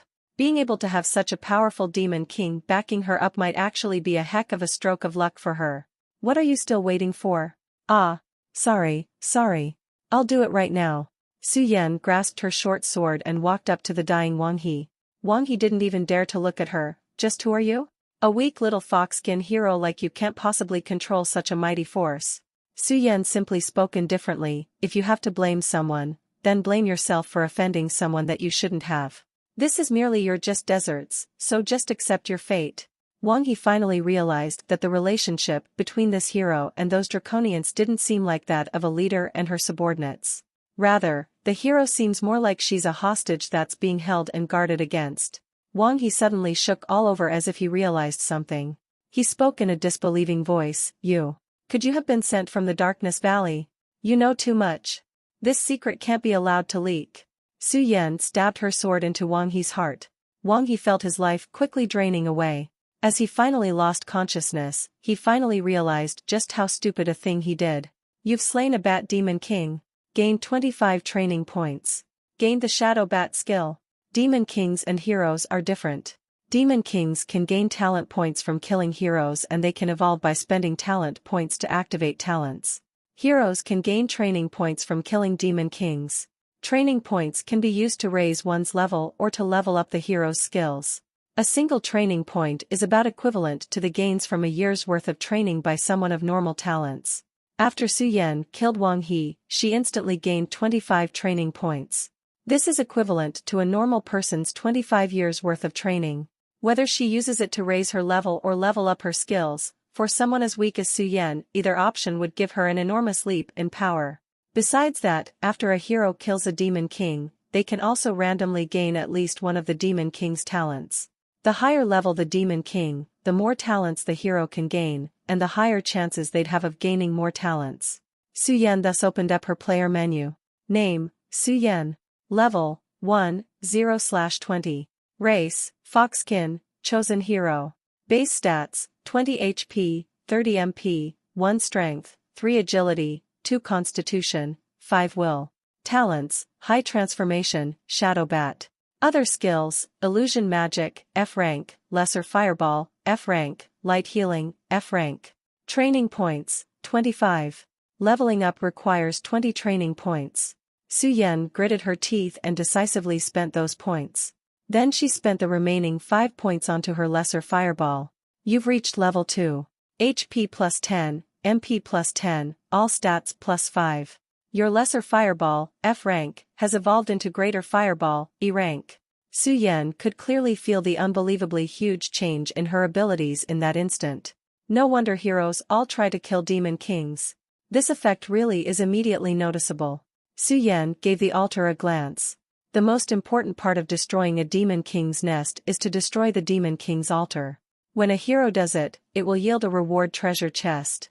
Thus, she conjured up a few greater fireballs to blast it with. You've destroyed a Demon King's altar.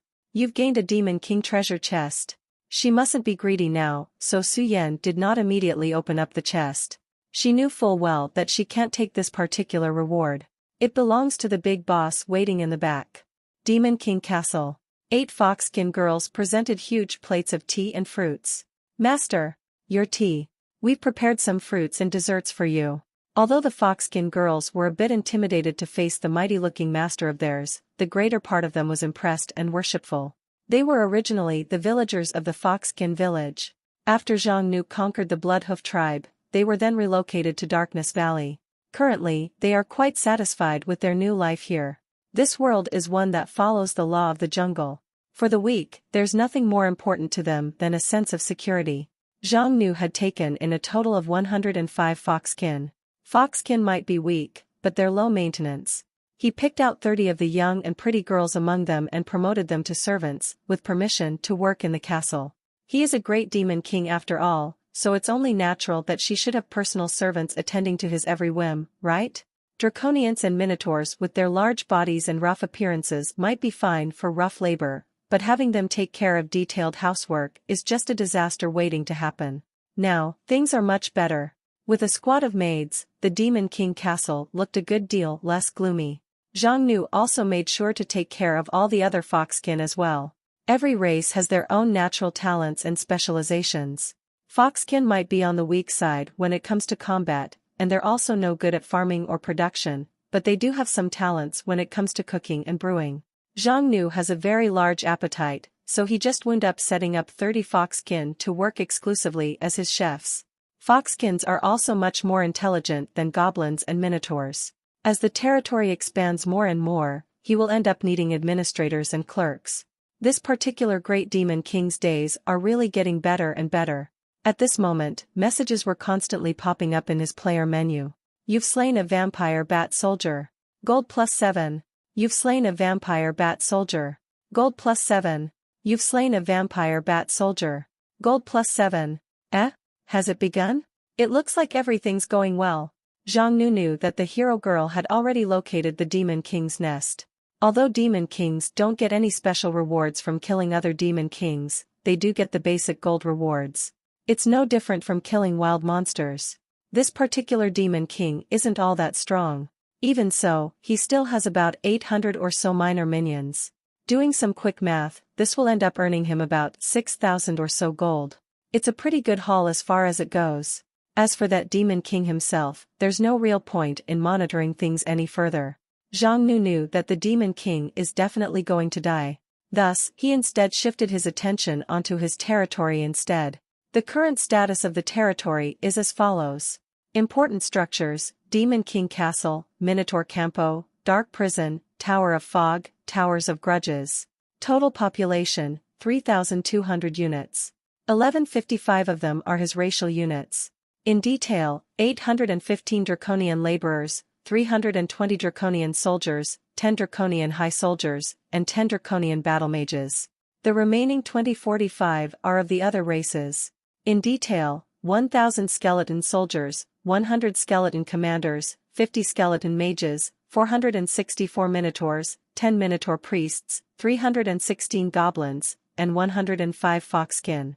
Current gold, around 32k. Currently average daily income, around 20k gold. Of those, the vast majority came from products of the goblin farms. At a glance, the territory is already pretty strong. If things keep on developing at his speed, then even the major factions of the Chaos Forest will have a hard time dealing with the threat posed by him before long. Of course, if Zhang Nu wants to match himself up against major nations or great empires, that's not something that can happen very soon. However, if those top superpowers wanted to deal with Zhang Nu, then that's also a very costly matter for them as well. It's because the Darkness Valley is deep within the Chaos Forest. No matter how strong those nation-level armies might be, they'd still have a very hard time going through all the countless rough terrain, hostile environments, and restless natives that they would have to in order to reach Zhang Nu. Just the supply and costs would be terrifying to behold. Thus, Zhang Nu isn't actually worried about any threat that they might pose. What he needs to do now is just to continue developing and expanding, to make his Demon King army even stronger and to start conquering the nearby factions step by step. He doesn't have that many elites within his main army, so Zhang Nu spent 10k gold and directly level up 10 soldiers to high soldiers. Then, he spent 1k gold to add 200 more laborers before then spending 10k gold to raise those 200 laborers to high laborers. Zhang Nu did a quick comparison. Draconian laborer. Level 1 normal unit. 15 HP, 15 MP, 1 strength, 1 constitution, 1 agility, 1 will.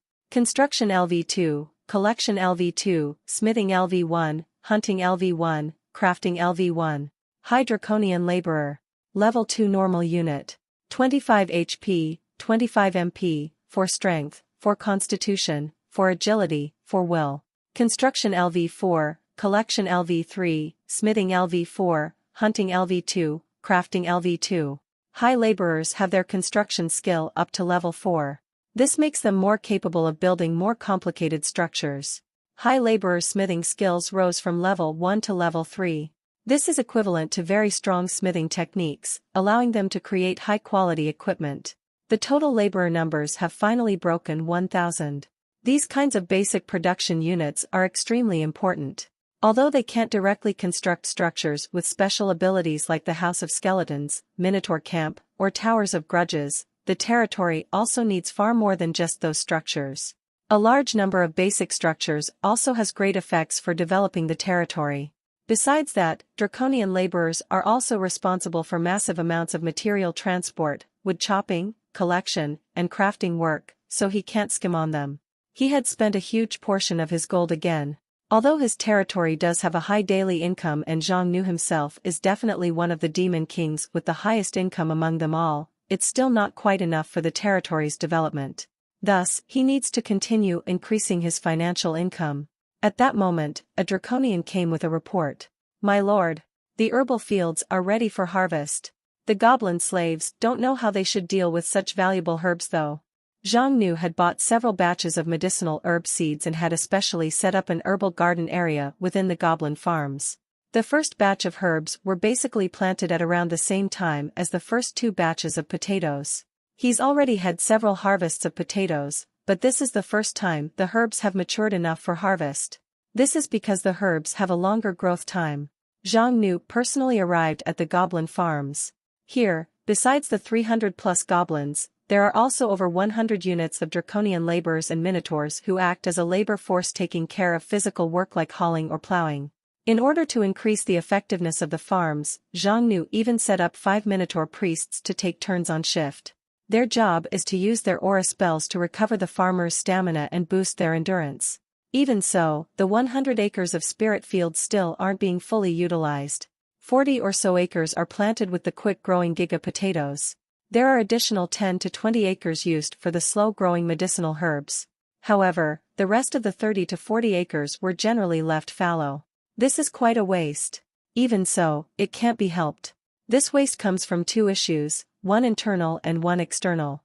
The external issue is the supply of seeds. The internal issue is the labor shortage. It's his fault for only having a bit over 300 goblins after all. Zhang Nu had no choice but to keep sending more draconian laborers and minotaurs to try to make up for the shortage.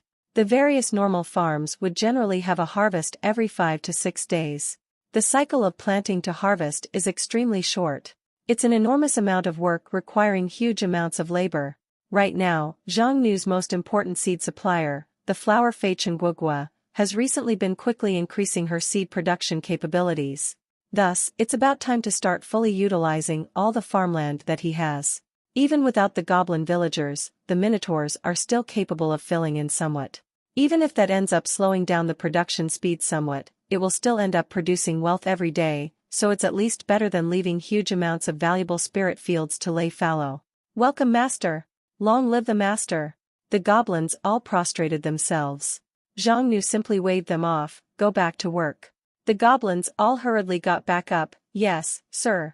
Currently, the goblins' loyalty values are stable at around 80 to 90%.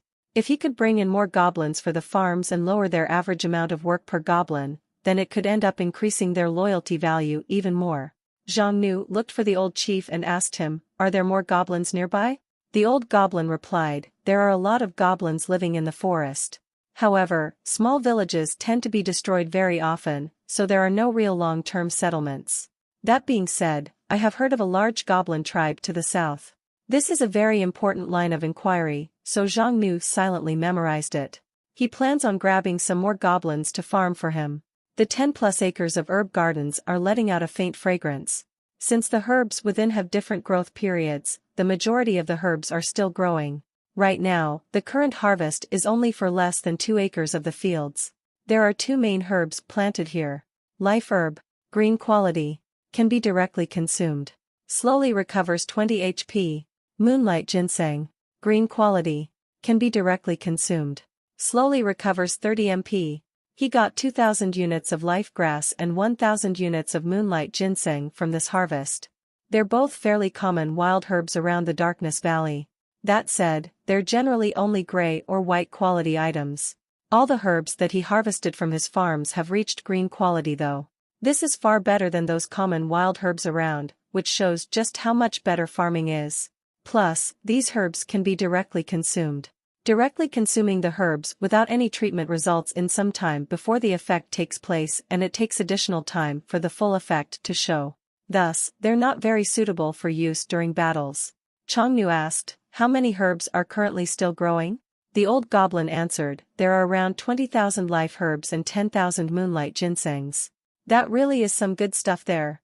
Although the growth time is a bit long, the value and profit margins really won't lose out compared to the food crops.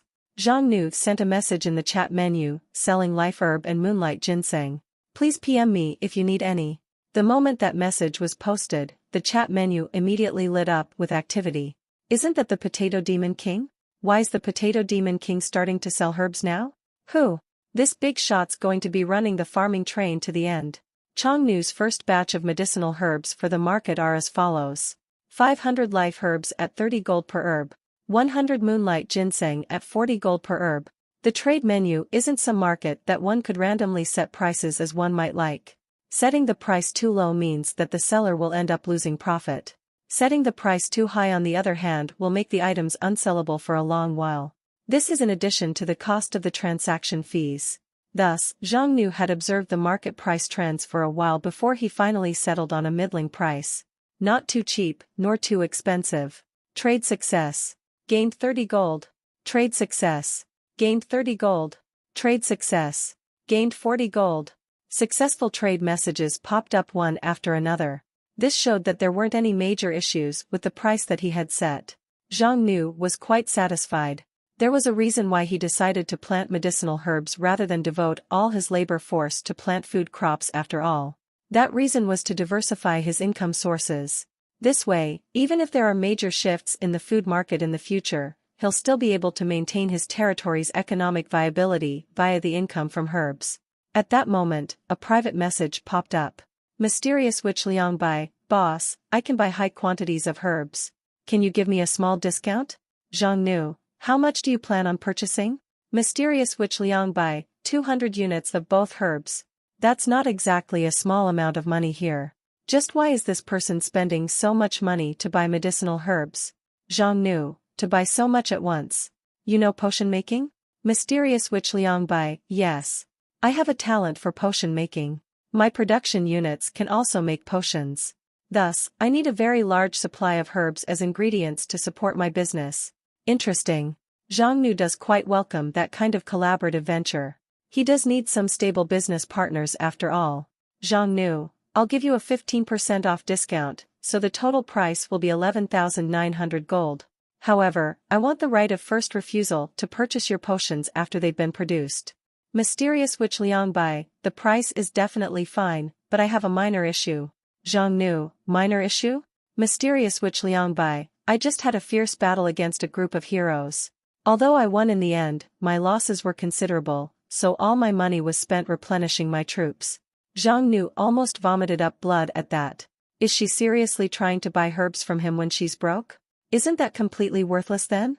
What a waste of time. Zhang Nu, sorry, I don't accept credit. Mysterious Witch Liangbai hurriedly explained, no, I'm not asking to buy on credit. I just want to trade it for other goods. Other goods? These are medicinal herbs worth over 10,000 gold here. What kind of equivalent goods can she pull out in exchange? Skill stones? Crystals? Gems? Or maybe blueprints? Mysterious Witch Liangbai, I still have 4 level 1 hero souls that I haven't used. I want to trade souls to you for these herbs. Is that alright? Oh? Souls can be traded? And the other party is actually putting that up in exchange. This is something that Zhang Nu had never considered. At the same time, very few demon kings would do such a thing. That said, hero souls are basically enemy drops, and since they're drops, they can indeed be traded. It's just that there's no seller or market for it yet. Zhang Nu immediately replied, I'll give 2,000 gold per level 1 soul at most. 4 souls make 8,000 gold, so you need to make up the remaining 3,900 gold. Or you can add 2 more souls. Mysterious Witch Liangbai, oh, come on boss. I really am out of money. I don't have any more souls either. Zhang Nu thought it over for a moment, then consider those 3,900 gold as a pre-order payment for your potions. After you're done brewing them up using the herbs, you can just directly return it to me in the form of potions. Mysterious Witch Liangbai, really? That's great. Thanks boss. The two finished their transaction. Zhang Nu didn't go too hard on the mysterious witch. It's because he considered her a talented potential asset. The mysterious witch is a high-grade bloodline. They have powerful black magic and top-class talents in potions and alchemy. Thus, he's quite likely to have further dealings with her in the future. Besides, it's not like he really lost out in this deal. For souls can sell for up to 10,000 gold after all. You've sacrificed a level 1 hero's soul. Talent points plus 3. You've sacrificed a level 1 hero's soul. Talent points plus 2. You've sacrificed a level 1 hero's soul. Talent points plus 2. You've sacrificed a level 1 hero's soul. Talent points plus 3. Zhang Nu immediately sacrificed all the souls, giving him 10 talent points in total. If he was a level 1 demon king, it would have been just enough for him to activate a talent. Zhang Nu is a level 2 demon king though. His 4 level 2 talents all cost 100 talent points to activate. That said, it's not like talent points will vanish if unused. The first batch of medicinal herbs had also sold out. Zhang Nu gained 19,000 gold from that. T/N, Ra says 18,000 actually, which is off by 1,000. This increased his total gold reserve back up to around 30,000 or so. This much money is just enough to promote 30 more soldiers, bringing the total number of High Draconian soldiers in his territory to exactly 50. This is a great increase to his territory's fighting force. Also, it allows him to unlock a Draconian general. Of course, Zhang Nu wouldn't do this right away though.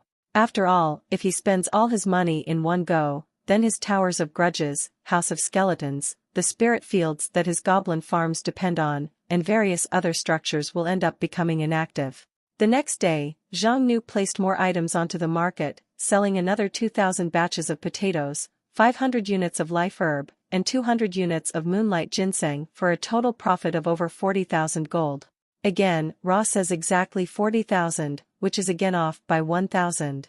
His current treasury totals over 70,000 gold now.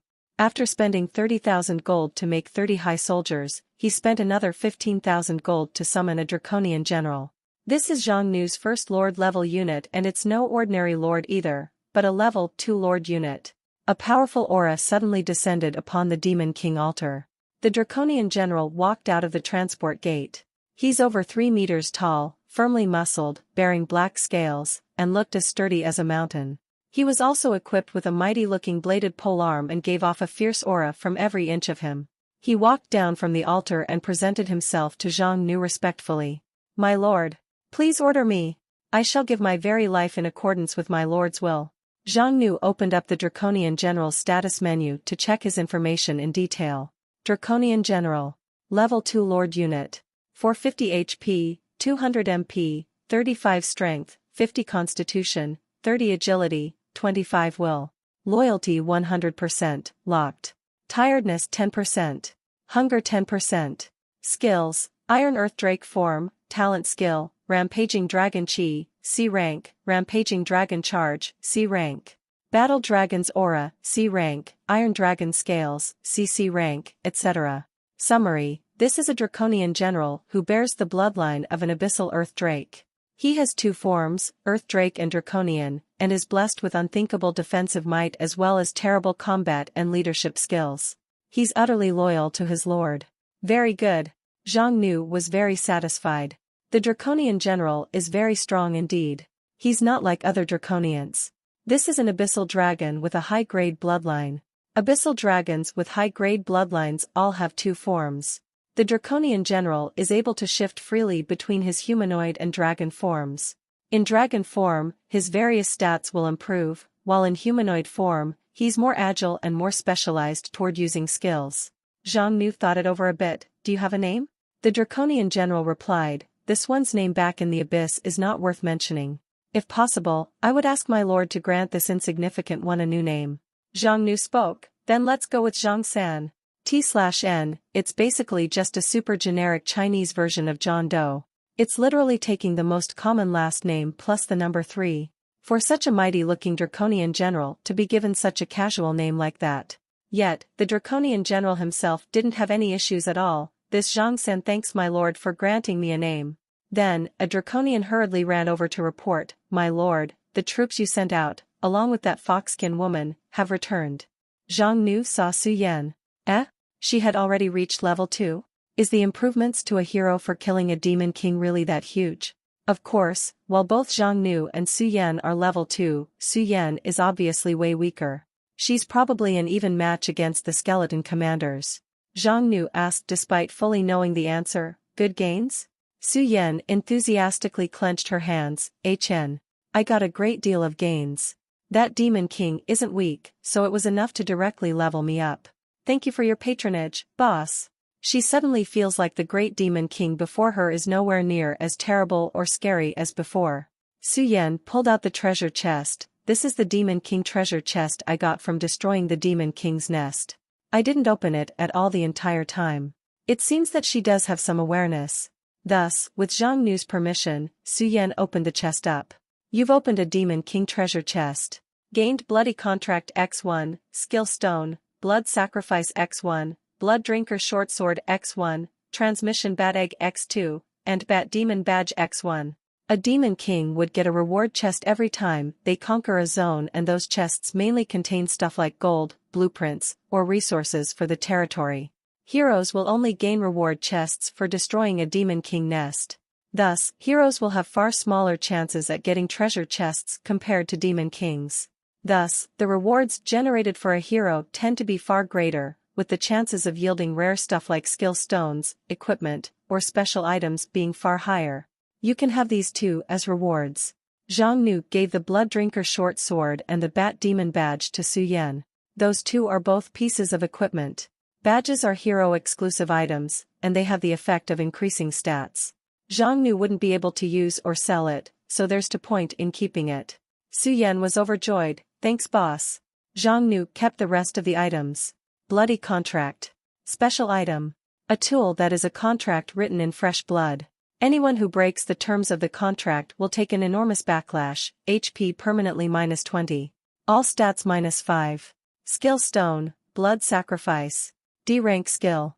Can be used in battle to spend HP in order to recover stamina and MP. Transmission bat's egg. Low-level pet egg. It will slowly hatch by feeding it fresh blood or be made to quickly hatch by spending a life gem. Those 3 items all have their uses. The blood sacrifice skill has great combat value. T-skill allows one to sacrifice their HP to recover theory MP and stamina. The healing skill also allows one to spend MP to recover HP. The two can be used together for mutual gains. As for the other 2 items, one is a contract scroll and the other is a pet egg. They are both rather useful items for a hero. A contract scroll is usually used among heroes in forming parties or creating alliances. It allows them to quickly establish trust. Su Yan asked with a face full of anticipation, "Is the boss going to destroy more demon kings?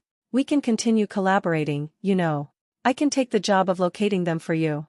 Zhang Nu spoke dismissively, "Are you trying to make me the public enemy of all demon kings? Other demon kings haven't threatened me, nor are there any conflicts of interest yet, so why would I go kill them for no reason? There are definitely quite a few demon kings still nearby, but Zhang Nu really isn't all that interested in the other demon kings.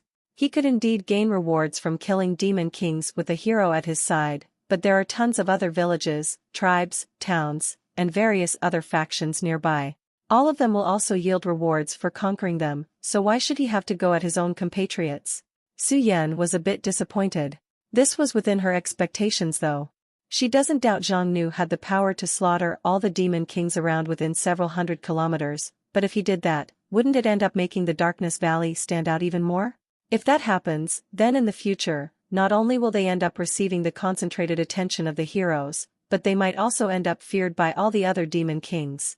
At that moment, a draconian soldier responsible for patrols came to report a situation. "My lord, there's a bunch of suspicious people sneaking around near the Bloodhoof tribe." Zhang Nu frowned slightly. "Suspicious people sneaking around? What are they doing near the Bloodhoof tribe for? Isn't that place already destroyed?" The draconian soldier replied, "Those people were acting very cautiously, so we aren't sure of their motives yet." Su Yan suddenly spoke up, "I know." Zhang Nu was surprised. "What do you know?" "There's a guild formed of various heroes and hero parties over in Jantri City. Those people might be from one of those hero guides, specifically one called the Iron-Blooded Heroes Guild." "How do you know so much?" Su Yan answered, "When I was taken prisoner by Zhao Lei, I had heard him brag about how the Iron-Blooded Heroes Guild was strongly inviting him. This group is supposed to only invite the strongest heroes with the most potential, and at the time, they seem to have promised him a lot of great perks." "Is that how it is?" "That seems to explain it all then." Zhao Lei and the Bloodhoof tribe suddenly vanished. Thus, the Hero Guild should have noticed and have sent people to investigate. "Allow me to scout them out." Su Yan immediately volunteered, "I'm a hero too and I can also disguise myself. They won't suspect me at all." The experiences from these past few days have deeply drilled a truth into her. It's hard to get far with just her own strength alone. She needs backing, even if the person in question is a demon king. Thus, she needs to properly show her value. Zhang Nu had recognized the advantages of cooperating with a fallen hero. That said, he still can't completely trust the other party. "I can allow you to act freely on your own." Zhang Nu pulled out a scroll, "But first, we need to make a contract." This is the bloody contract that Su Yan had brought back. He didn't expect to end up using it right away. The moment the contract has been signed, then anyone who violates it will end up taking the extremely painful curse in retaliation. The contents of the contract is as follows: unless she has Zhang Nu's permission, Su Yan is not allowed to leak any information about the Darkness Valley or Zhang Nu himself. Besides that, she must obey Zhang Nu's orders. This contract is completely unfair. Su Yan must obey the conditions, but Zhang Nu had no obligations at all. However, the contract wasn't there to ensure a fair exchange in the first place. It's just a powerful bit of insurance to greatly lower the costs for establishing trust. "I'll sign it."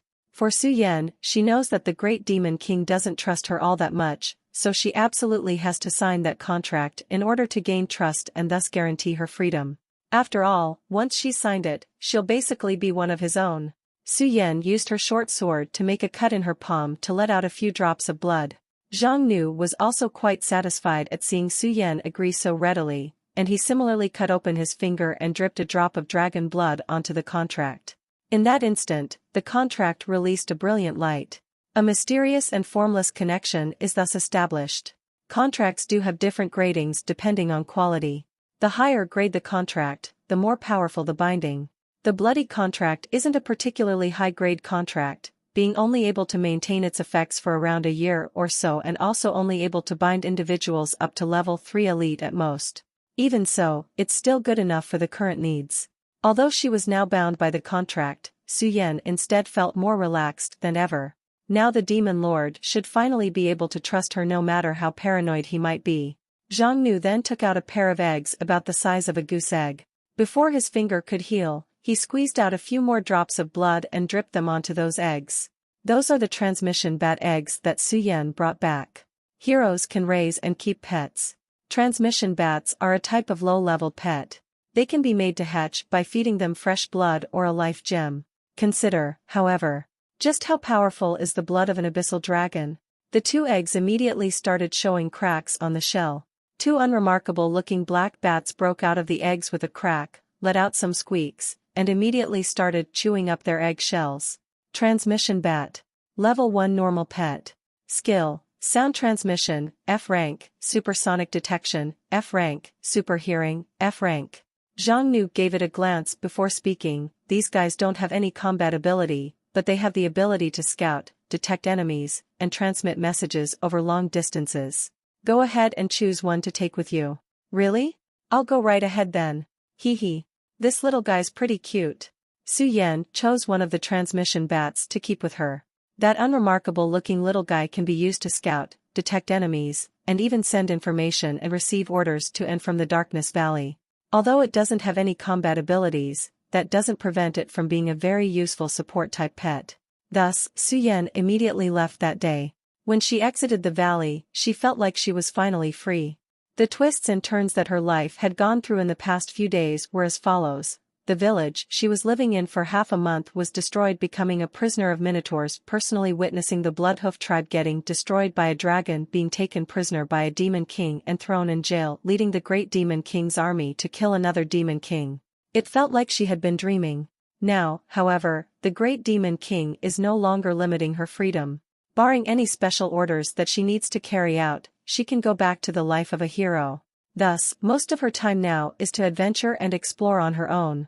Of course, if she ends up encountering any dangers or troubles, she can go ahead and shamelessly ask the boss to save her. It's exactly because she has a top-level super strong boss backing her that she now has some confidence in making something out of herself.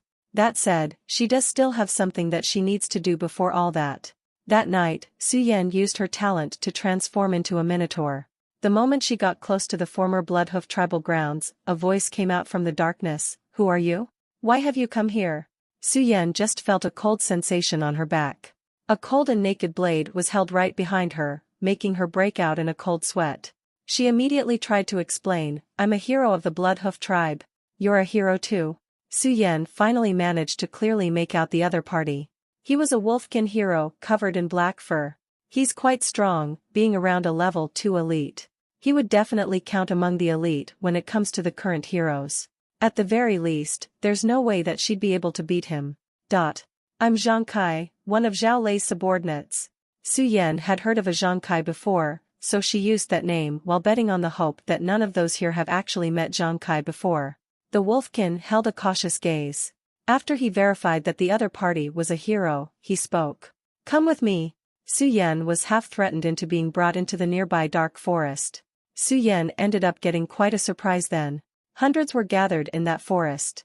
There were wolfkin, tigerkin, and bearkin. There were over 10 heroes there, and 5 of them had the strength of a level 2 elite. The one leading them should be the tigerkin there.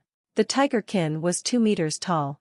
He had a scar over his left eye, making his scary appearance look even more vicious. We're the members of Jontree City's Iron-Blooded Heroes Guild. So I heard that you're one of the Bloodhoof tribe's heroes. But the Bloodhoof tribe has already been destroyed. From the remains, it looks like it was done by a demon king. Now, please tell me just how this happened. Also, where is Zhao Lei now? As expected, they're a hero guild. The Iron-Blooded Heroes Guild at that. Su Yan was a bit nervous. These guys are not a bunch of nice people here. If she gets exposed for any reason, then she'll be done for. Su Yan stiffened her spine and pushed forth. We were attacking a demon king's nest in the nearby valley, but we instead got hit by a devastating ambush. Boss Zhao already died. The people there weren't all that shocked at those words. After all, did they not gather here specifically because of that reason? Zhao Lei is no ordinary hero. The Minotaurs aren't easy targets either. The fact that the Demon King was able to do this means that he's definitely no ordinary Demon King. The Iron-Blooded Heroes Guild were on high alert exactly because they had discovered this point. All the members of this hero guild within several dozen kilometers have received the relevant information.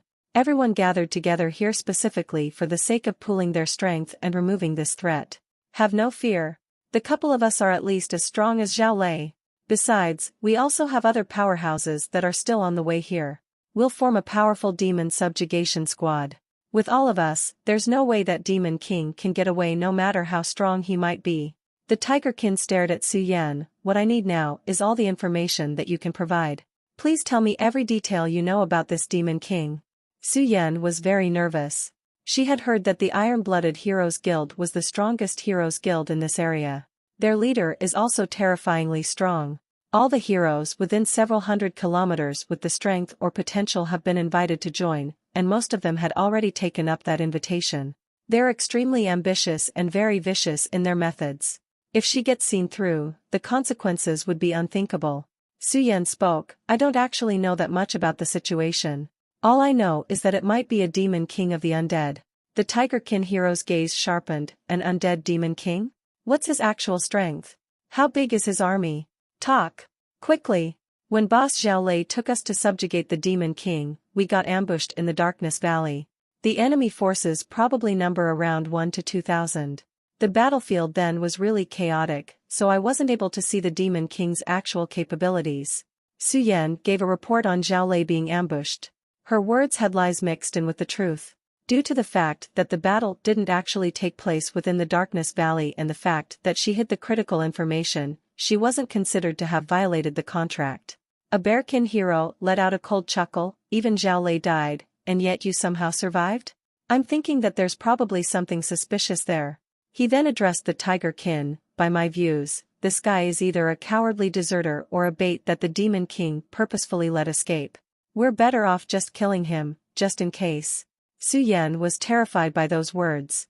The Tigerkin hero leader rejected that idea though. No matter. So long as he can provide us with information, even if it's only partial, it's still worthwhile. Besides, he's been to the Demon King's base before, and we do need a guide. There's use in keeping him around. Su Yan hurriedly begged for mercy. Bosses, please let me off.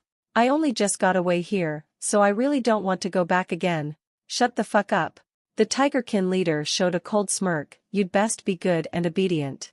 That way, you'd at least have some chance of living. Otherwise, humph. When Su Yan heard those words, she started coldly smirking as well in her own mind. Those guys are no decent people, as expected. They've decided to use her, to have her lead them and die as cannon fodder. The Bearkin commander asked, based on his description, although Zhao Lei did lose quite badly, the Demon King seemed to have taken a lot of losses as well. Should we attack ahead of time then? After all, it's only been a few days since then, so the Demon King shouldn't have fully recovered yet. The Tigerkin leader shook his head. Zhao Lei died due to recklessness and underestimating his enemy. We can't follow in his footsteps. Let's wait a few more days.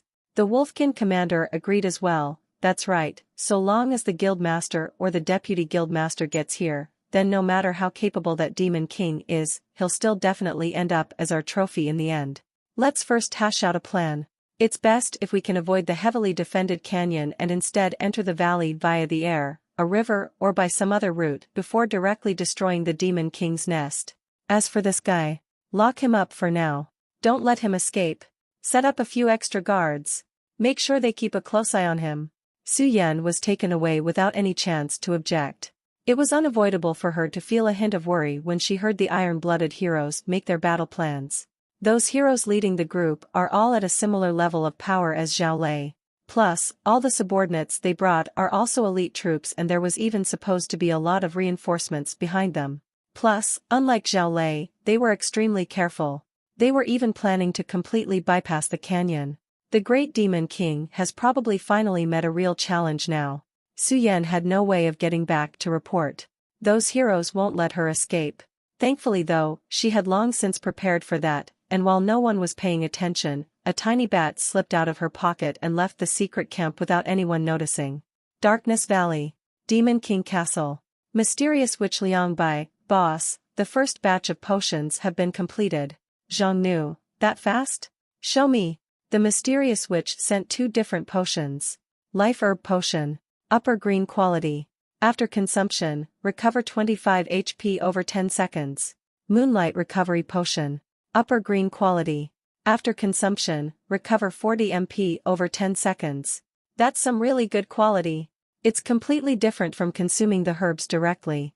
Although the herbs also have similar effects, it takes some time before they come into effect and the recovery speed is also slow. Their actual worth in battle is fairly low.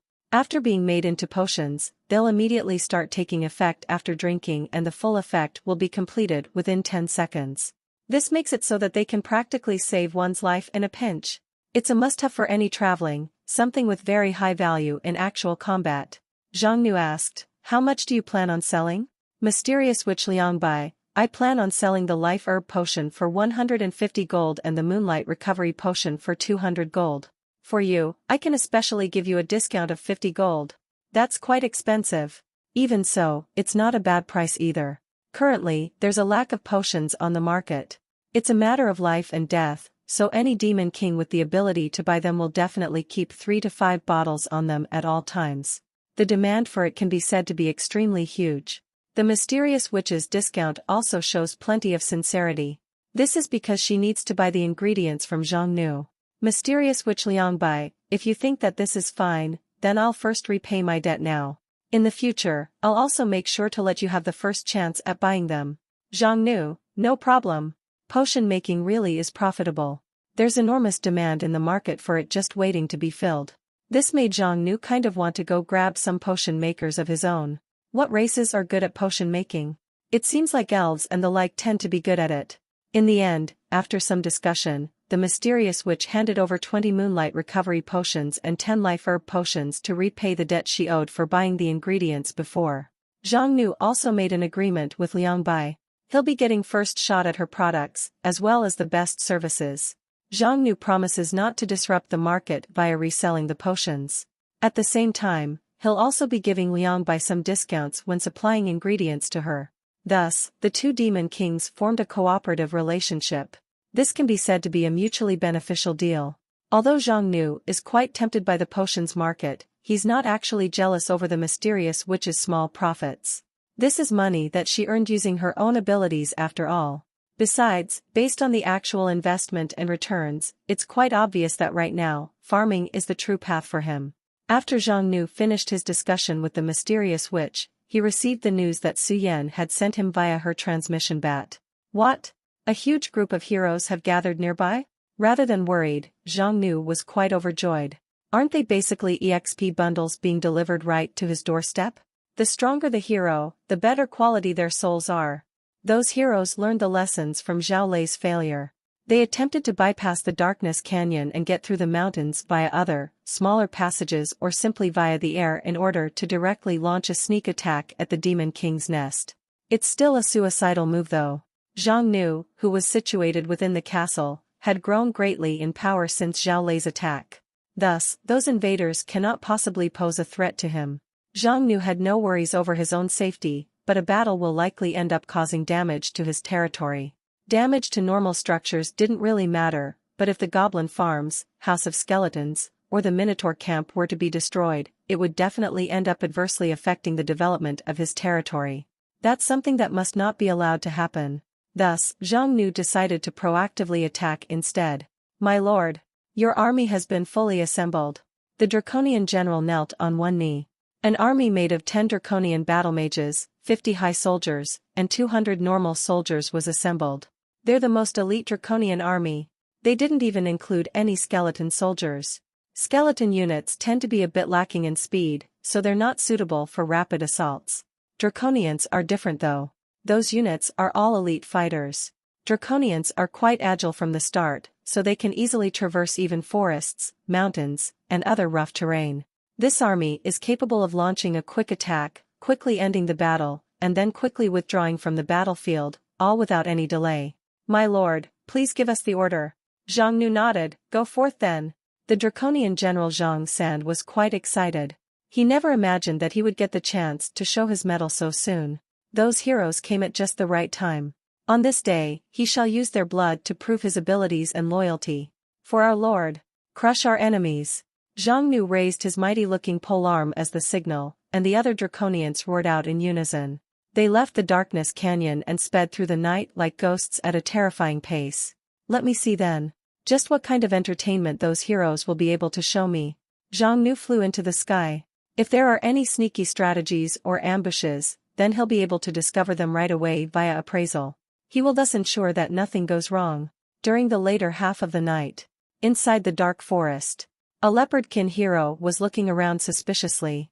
A tigerkin hero asked, "What is it?" The leopardkin hero replied, "Did you feel the earth shake just now?" The other heroes stopped for a moment. Before anyone had the chance to carefully check, screams started ringing out within the forest. All the heroes and other warriors were greatly alarmed. Although the forest is quite safe and hidden, they still set up some wolfkin with high detection and acute senses of smell all around to act as guards in order to prevent any sneak attacks. The constant screaming obviously means that the wolfkin guards were being wiped out. The tigerkin hero roared out in rage, "Fucking hell. It's an enemy attack. Get ready for battle. Everyone get up now." Over a dozen heroes and several hundred elite warriors all hurriedly gathered up. Yet, before everyone even managed to get a clear picture of the attackers' form or numbers. Boom! Boom! The earth really was shaking. The trees before them all fell down. A wolfkin hero yelled out in alarm, "Something's coming." Roar! A powerful and violent roar rang out. An enormous monster charged out of the woods. What the heck? Oh god! It's a dragon! It's a dragon! This is an earth drake! The creature that charged through the woods and appeared before everyone was an enormous draconic beast. More accurately, it's an earth drake. Dragon is a very diverse race. Earth drakes are one of the branches among dragons. This particular earth drake is 3 meters tall and over a dozen meters long. Although earth drakes lack wings, and so are unable to fly, their limbs and tail are extremely thick. Their scales are the size of a man's hand and several centimeters thick, while also giving off a metallic shine. It's an iron earth drake. More accurately speaking, it's an abyssal iron earth drake. Iron earth drakes are known for their powerful defenses. Their resistances are extremely high against both magic and physical attacks. Damn it. Why is there a monster like that here of all places? Get it. Attack. Kill it. Quick. Everyone swarmed it and all kinds of attacks rained wildly upon the earth drake. Most of the attacks simply bounced off, doing minuscule amounts of damage. Roar! The earth drake's sharp claws ripped a wolfkin warrior apart. Its enormous tail swept across the field and about 4 tiger and bearkin were all sent flying over 10 meters away. The earth drake fearlessly charged directly into the mob and physically crashed against the army made of several hundred elite warriors over and over, killing dozens of warriors. During all of this, 2 unlucky heroes were stomped into paste. The other heroes were all shaken. They practically couldn't believe their eyes. Just where did this terrifying monster pop up from? And it had such unthinkable combat power too. It definitely exceeds even the level of a level 1 lord. The wolfkin hero commander spoke with a dark expression, "That guy's at least a level 2 lord. Even with our strength, we would have to pay dearly if we want to kill it." The tigerkin hero leader spoke, enraged, "We can't let it keep rampaging about. Otherwise, with all our subordinates dead, what are we supposed to use to challenge the Demon King with?" The others were all on the verge of tears. They're here to subjugate the Demon King here. So how did they end up provoking such a vicious monster? With how unbelievable the earth drake's defenses are, even if they did win in the end, they would also definitely end up taking enormous casualties. In that case, their plans of subjugating the Darkness Valley will probably have to be put on hold. Raging Flame Slash. The tigerkin hero leader swung his enormous sword. Blazing red chi covered the blade in an aura over 5 meters long and slashed down onto the earth drake's back. -30. This strike did quite a bit of damage. A portion of the earth drake's scales were shattered, finally opening up a relatively deep wound in it. The other level 2 heroes all attacked as well, finally bringing the Earth Drake's rampage to a stop. So hard. It's my strongest attack. Yet it only did just this little bit of damage. The Tigerkin leader observed the wound on the Earth Drake's back and noticed that it had already stopped bleeding. It's even quickly healing at a visible rate. There were 16 heroes here. 2 of them were already killed by the Earth Drake. Of the remaining 14 heroes, there were 1 Tigerkin, 1 Wolfkin, 1 Leopardkin, and 2 Bearkins who have the strength of a level 2 elite. Of them, the Tigerkin's strength is already very close to that of a level 1 Lord Monster. The other 9 heroes are also exceptional among level 1 elites. This formation is also joined by over 500 elite warriors of various races. Of those, a fourth of them have reached level 1 elite. This is definitely an extremely strong army. Although the Earth Drake is unbelievably vicious, there's no way that it could defeat the heroes just on its own. Interesting. Just then, something shocking happened. The Earth Drake stopped attacking and actually spoke. The Tigerkin's expression shifted. Just what are you? The Iron Earth Drake's body quickly shrank, turning into a giant man over 3 meters tall. Although he did indeed shrink, he was still covered in black scales and armed with a long polearm over 4 meters long. His presence thus did not decrease from before at all. I'll let you die enlightened then. I am Zhang San. The Draconian general spoke out a really mob-like name in a powerful tone. The 14 heroes all showed confused expressions at that declaration. The Draconian general waved a hand. Kill them all.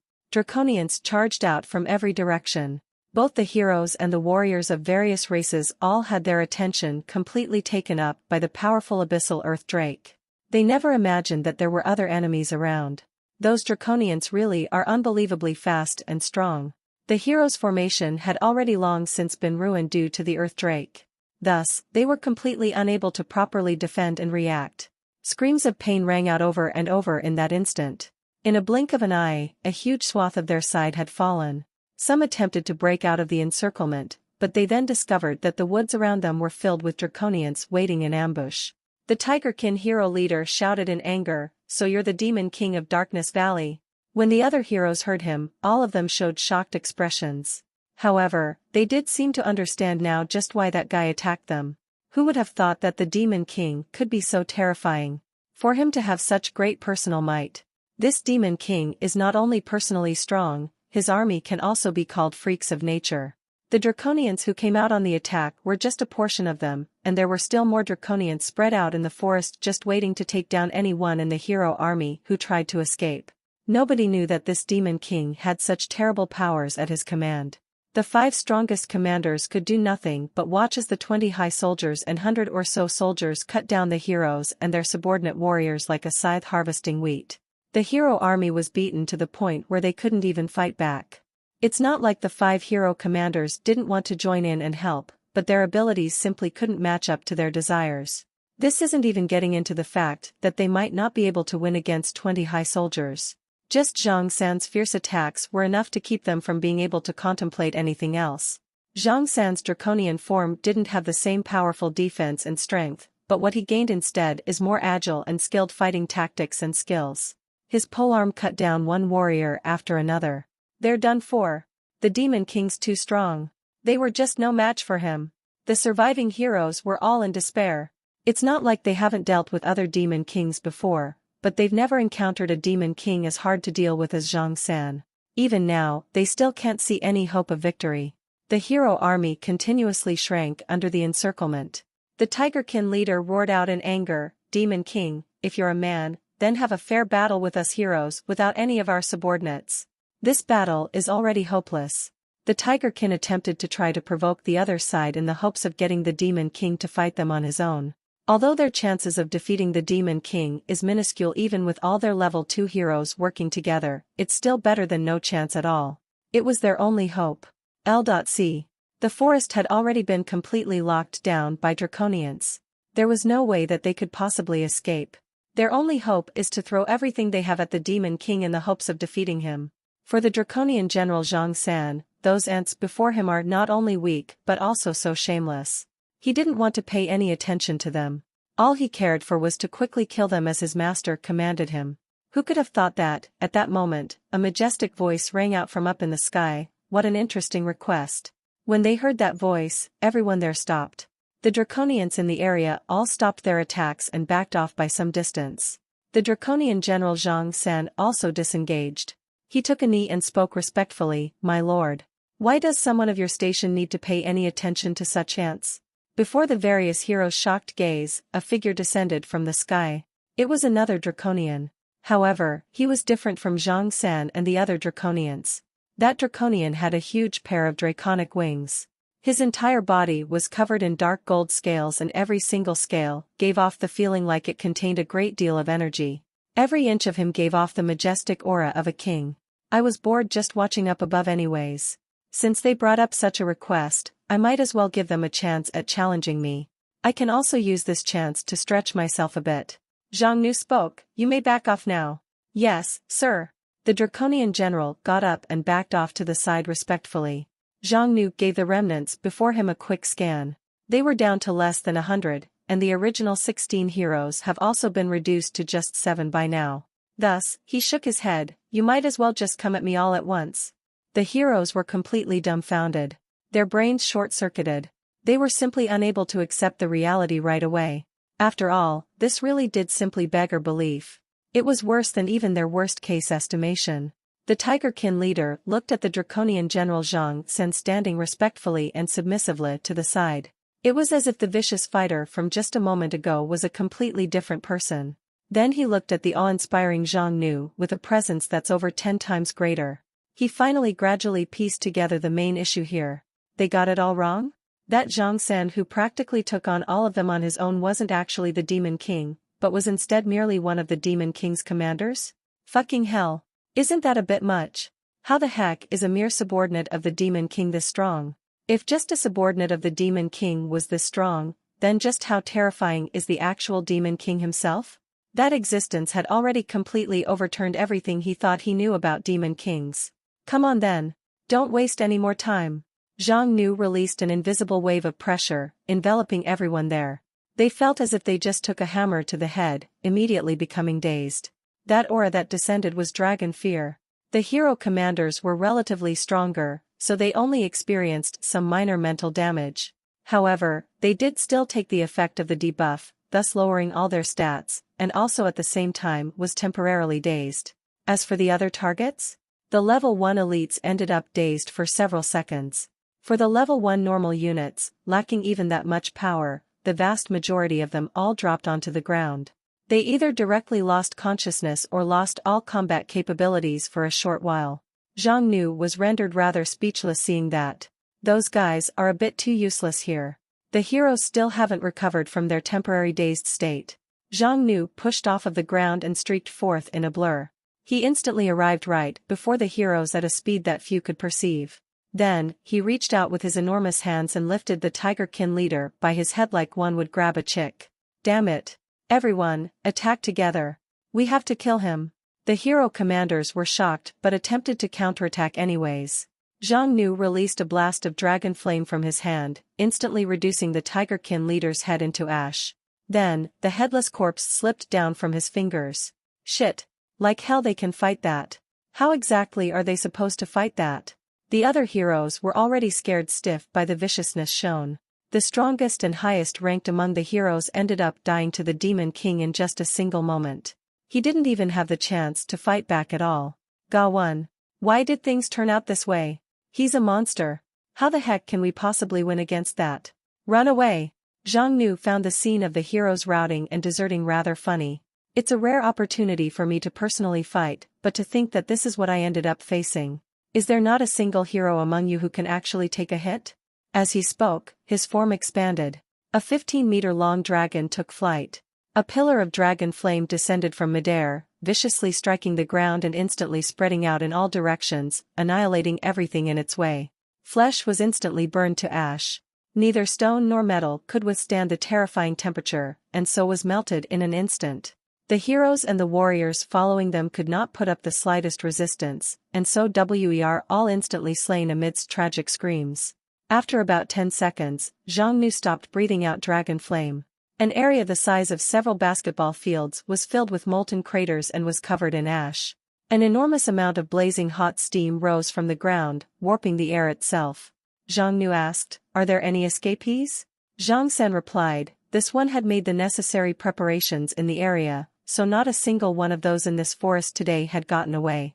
Zhang Nu nodded with satisfaction. "Withdraw the troops then." Zhang Sen immediately relayed the orders. The draconian soldiers were all highly mobile. They arrived like a bolt of lightning, and then they left like a bolt of lightning as well. The entire battle took less than an hour. Zhang Nu headed over to the only survivor there. "Hey, you still alive there?" Su Yan had already returned to her original form. She made sure to hide herself away the moment the fighting started. Zhang Nu had explained the situation from the start, which is why none of the draconians attacked her at all.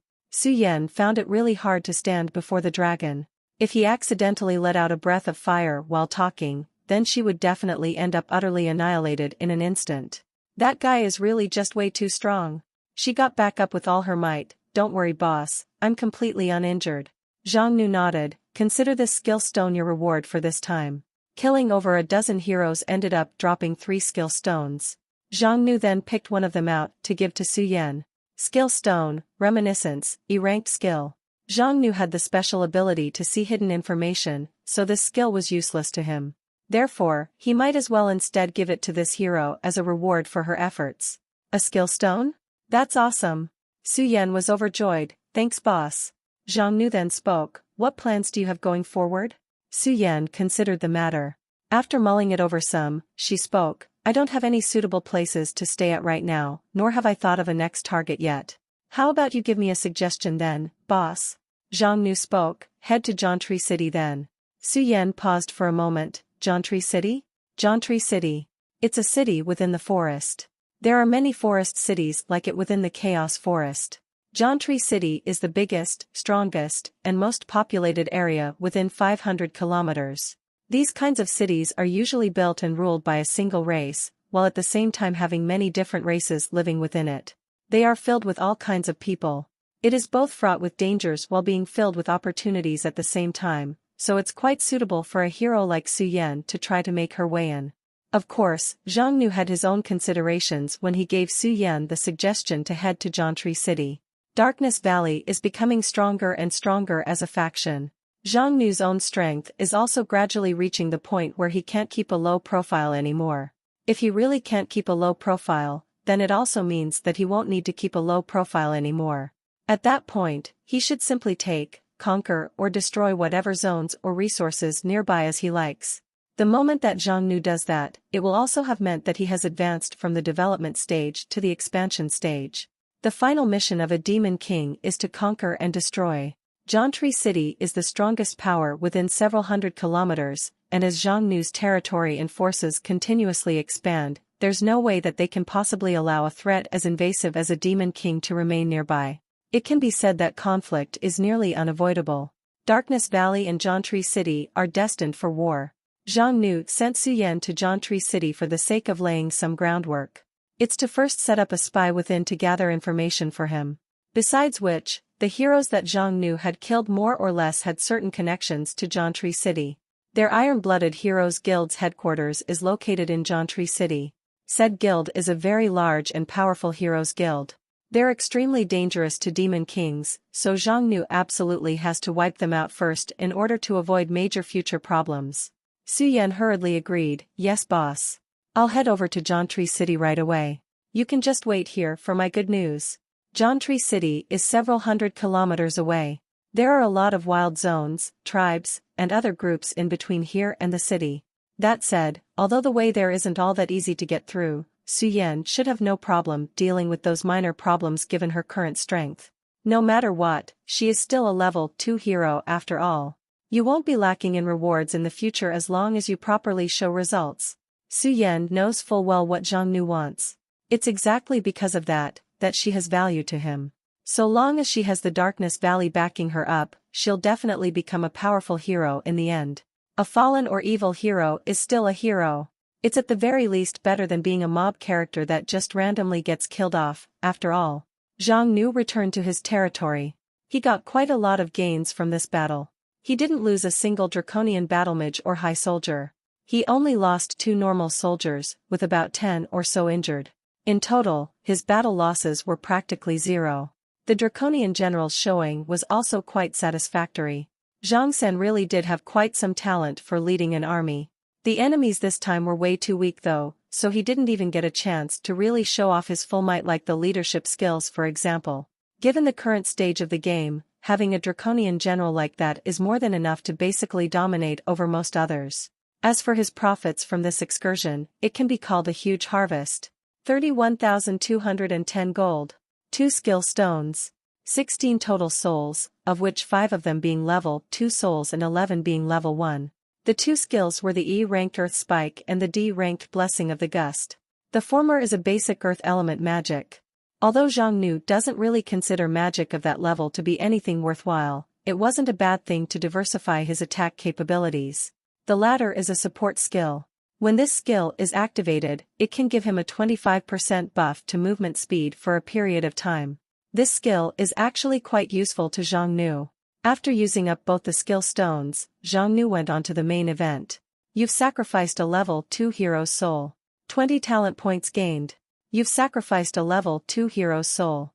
21 talent points gained. You've sacrificed a level 2 hero's soul. 22 talent points gained. You've sacrificed a level 2 hero's soul.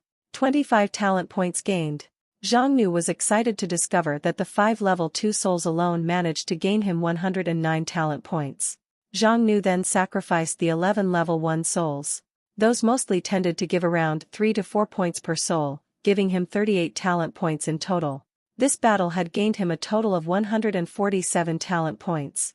If he adds in the 13 talent points that he had from the start, then Zhang Nu's current talent points have reached 160 in total.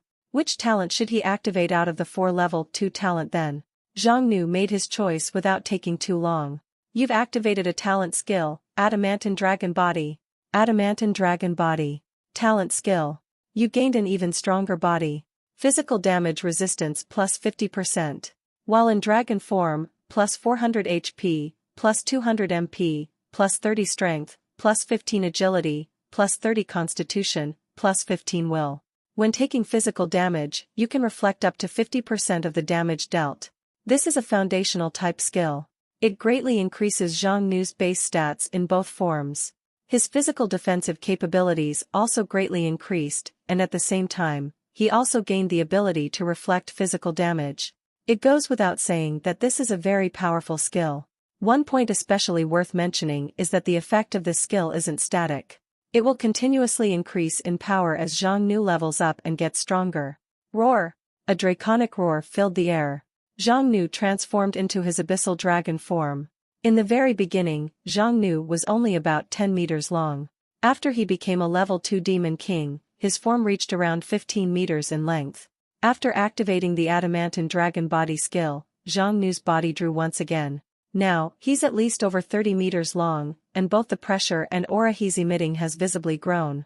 He has gotten stronger. Just how much stronger did he get though? The strength of combat units are ranked as follows: normal, elite, lord, overlord, king, and epic. Zhang Nu did a quick estimation, and his current strength should be at the overlord level at least. In Facey, he should be one of the strongest among the overlords. If he could activate 2 more talents, then he would probably directly reach king level. When it comes down to it, level 2 king units have practically never appeared on this continent. Zhang Nu flapped his wings and left the valley. He decided to find somewhere to test out his newfound might. Around 100 kilometers south of the Darkness Valley is a goblin tribe. Although there are quite a lot of goblins within the Chaos Forest, the vast majority of them are generally spread out among hundreds of small villages. They are minor and insignificant targets, and even if a threat does some, they would still have an easy time pulling up roots and leaving. That said, it does also make large-scale goblin settlements extremely rare. That said, this particular tribe numbers around 3 to 4,000. A race who lives at the bottom of the food chain being able to maintain such an enormous settlement without fear of being raided by other races is something that violates the normal common sense.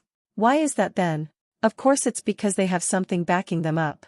The reason behind this goblin tribe's survival is very simple. Their tribe was built around an ancient ruin, and the entire tribe was focused on serving and worshipping an ancient monster that lived within the ruins.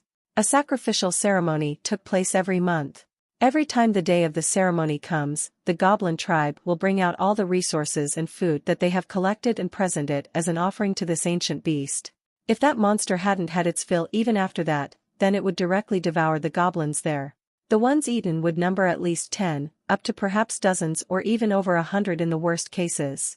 Although the goblin tribe lives in a state of nervousness and terror, it was also thanks to the existence of this ancient beast that the tribe was able to avoid enemy invasions. Thus, more and more goblins came and gathered here over time. On this day, at a certain secret gathering spot. Is everyone here? Don't worry. The 15 of us are all here, no more and no less. This is a goblin tribe, so of course there would also be players here. They weren't particularly numerous, being exactly 15 of them. At this moment, they were planning to do something big. Very good. After over half a month of preparations. All of it comes down to whether or not we can succeed here. The 15 goblin heroes had a very simple plan. They're going to kill that monster that the tribe has been worshipping. Why do they want to do that, one might ask? The reason behind it is quite simple. Although there are 15 goblin heroes within the tribe, these goblin heroes' statuses within the tribe are rather average. They lacked the ability to quickly gain control over the tribe. If they can't control the tribe, then they won't be able to take control over the warriors of the tribe. Without a large enough force to support them, there was basically no way that merely 15 goblin heroes could possibly defeat a demon king. Thus, the 15 of them decided on a risky plan. They spent over half a month training and hunting monsters with all their might. At this point, pretty much all of them have reached the stage of level 1 elite. Based on their estimations, the monster is a level 1 lord, or perhaps a level 2 elite. Despite its great might, the monster in question also tends to spend the vast majority of its time in deep sleep. By now, it has completely relaxed its guard against the goblins who have been serving it for all these years. If they were to launch a sneak attack, then they should have a decent hope of killing it. If they could kill that monster, then their fame and influence over the tribe will greatly increase. With that, they'll be able to ride the wave to rebel and overthrow the current chief. With that, they'll then have control over the entire tribe. Although goblins were a bit lacking with enough numbers, it should still be enough to deal with some relatively weak demon kings. Let's go. The 15 heroes left around dawn and avoided all the other goblins. Then they snuck into the forbidden land in the center of the tribe and came to an ancient ruined tower. That's the place. The monster is sleeping inside the tower. Supposedly, this tower was once a biological laboratory. The ancient monster was supposed to be an experimental creature created by the ancient wizards of the lab, who bred and mutated it via magical means. The leader of the goblin heroes whispered, "We'll use potions to remove any scent from us. Since it's deeply asleep right now, it shouldn't be able to discover us. We'll go in now, find it, and kill it. Although that guy isn't a demon king, a monster as strong as it should be able to offer us some training points. Whether or not we'll be able to get further will all depend on this operation." However, before they could even get started, the goblins were horrified to discover that the ground beneath them had started shaking. What's going on? Why is it awake? That shouldn't be. Oh, no. It's coming. An incompatible powerful presence came, and with it, an enormous monster slid out of the tower.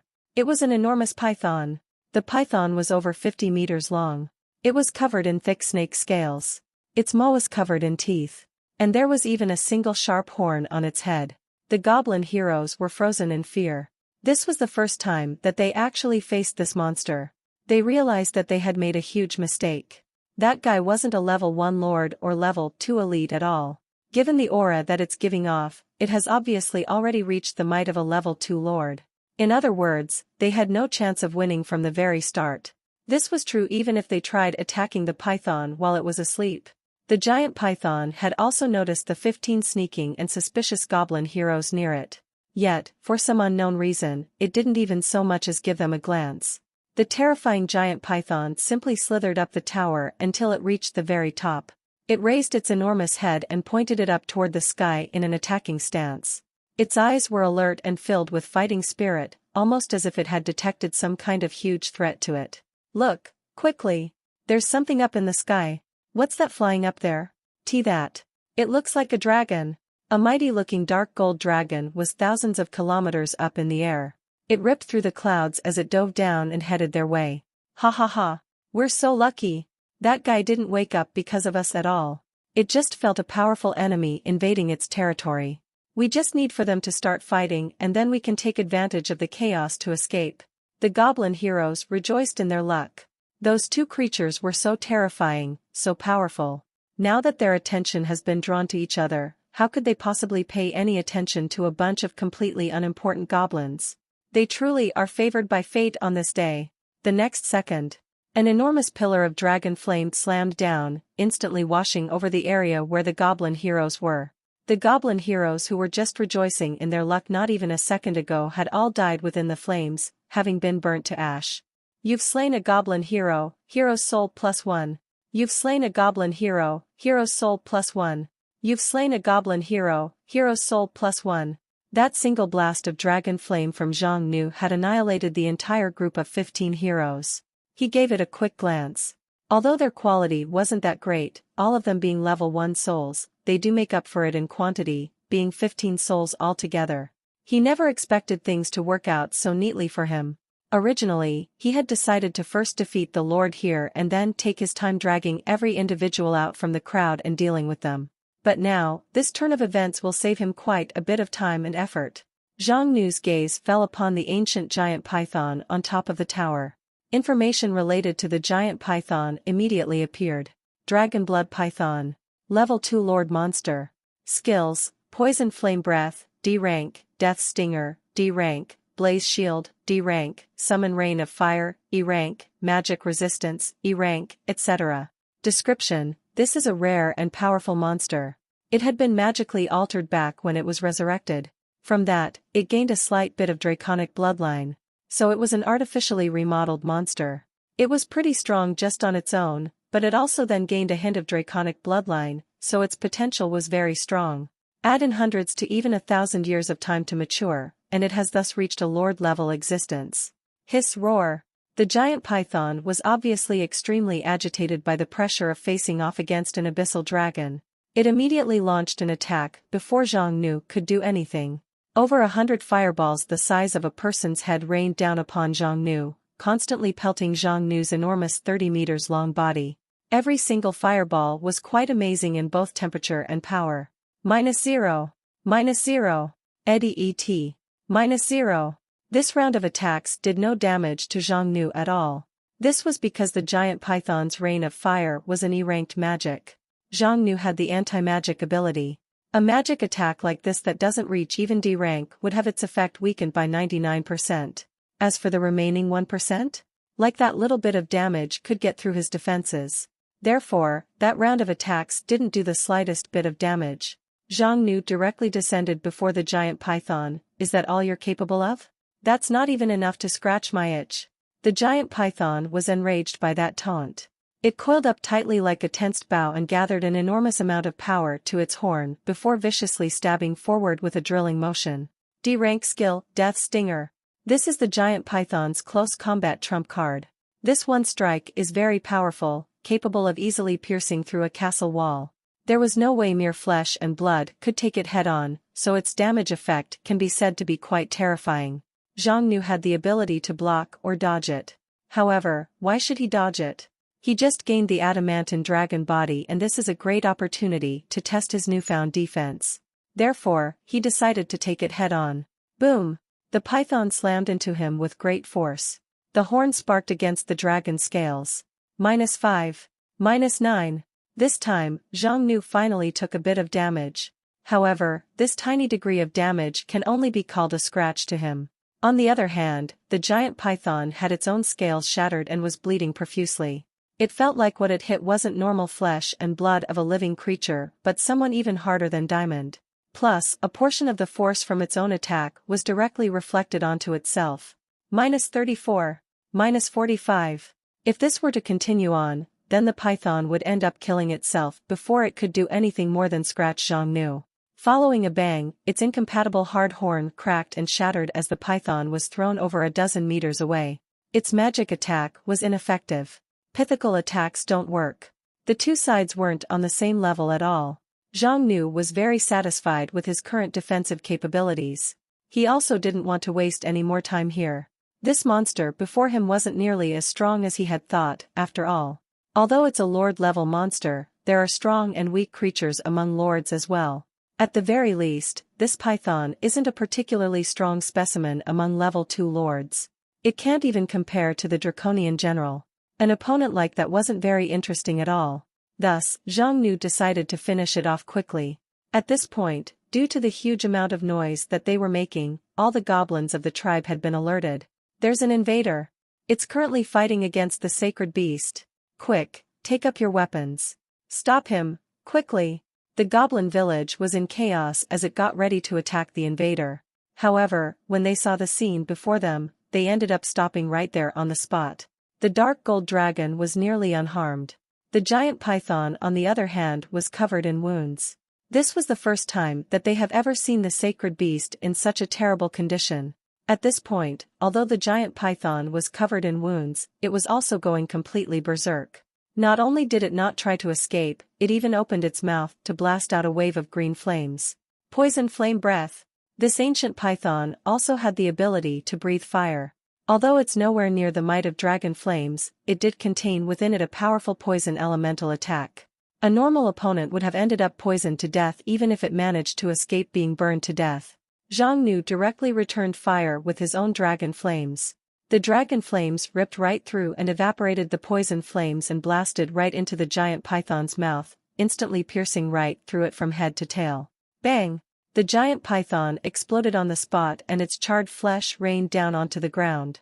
You've slain a dragon blood python. Gold plus 8,000. A level 2 lord monster was so easily crushed just like that. It just goes to show how powerful Zhang Nu is now. The goblins of the goblin tribe had witnessed the scene of that single blast of dragon flame slaying the giant python.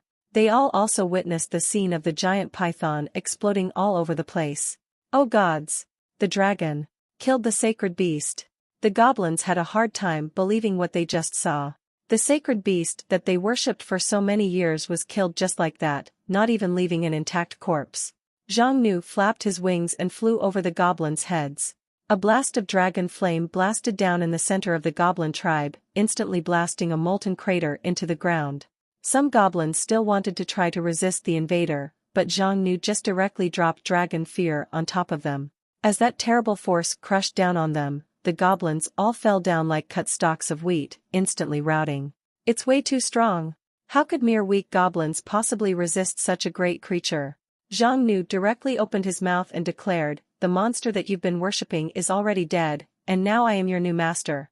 Submit or be completely destroyed. Choose for yourselves." We submit. Under the power of the dragon fear, the goblins lost all will to resist. Thousands of goblins knelt down on the spot. Notice, 3,105 goblins have submitted to you. Accept? You have conquered the goblin tribe. You gained gorgeous bronze treasure chest. Everything went smoothly. This is what it is meant to subdue your foes without fighting. T/N, Sun Tzu's Art of War reference here. Zhang Nu had directly taken over this tribe without killing a single goblin here, not including the 15 heroes. This is an unbelievable result for any other demon king. Truth be told, this isn't actually all that strange. Several hundred goblins would end up getting eaten every single year. The reason they paid such an enormous cost in their enshrinement of the giant python was all for the sake of having a powerful backer so as to prevent others from bullying their tribe. Zhang Nu had killed the giant python outright, so his strength was far above the python. Thus, it's only natural that the goblins were willing to submit. Zhang Nu is a dragon after all. Dragons have sat at the peak of the continent's food chain since ancient times. The Abyssal dragon is also a legendary grade rare dragon, being even more mysterious, more powerful, and more terrifying than normal dragons. All dragons are extremely prideful. In their eyes, a weak race like goblins are basically no different than insects. They've never heard of any stories where a dragon is willing to accept goblins as subordinates. No matter how brutal a dragon might be, so long as it's willing to give the goblins a way to live on, no goblin would be willing to leave such a powerful backer. Zhang Nu spoke up, "Where's your chief?" A strong-looking goblin hurriedly ran forward, "Yes master, I'm the chief here. Please order me as you like." Goblin chief. Level 2 elite. Description, a 1 in a million mutated goblin. He bears a body and strength rivaling that of minotaurs. Unlike the other goblins, this goblin is over 2 meters tall. His body resembled that of Arnold Schwarzenegger's. Although he can't compare to the Hulk-like draconian soldiers or minotaurs, he's definitely a super strong giant among the goblins. Zhang Nu spoke, begin preparing the tribe for relocation. The goblin chief spoke in a panic, Master, we've been living here for many years now, so we would have a hard time surviving immediately if we moved somewhere else. Zhang Nu spoke, you don't need to worry about that. I have made my own arrangements. From today on, you won't go hungry so long as you work for me. Besides, I do not like eating goblins. A great being like a dragon has no need to lie to goblins, so when the goblins heard his words, all of them were overjoyed. These goblins are very numerous too, so they're more than enough for resolving the lack of farm labor within the Darkness Valley. After Zhang Nu conquered this tribe, he gained a reward treasure chest. Although this goblin tribe is a level 2 lord zone, the reality is actually a bit different. The entire thing is propped up by an ancient giant python, and all the other units are simply far too weak. Most likely, that's why he only got a bronze treasure chest. That said, the treasure chest is extremely beautiful. It looked far better than the bronze chests that he had gained the previous few times. You opened a treasure chest. Gained normal structure leveling scroll X1, life crystal X2, sealing bracelet X1, gold X10, 000. This time, he didn't get any blueprints, but he did get a leveling scroll. Normal structure leveling scroll. Able to level up a normal level 1 structure or facility within one's territory. Material costs for leveling up depends on the target. That's a good find. Zhang Nu had previously gained an undead structure leveling scroll before. At the time, he had used it to level his House of Bones to the House of Skeletons. This had directly increased his territory's undead army's capabilities by well over 10 times. Now, this particular leveling scroll has an even greater range of uses.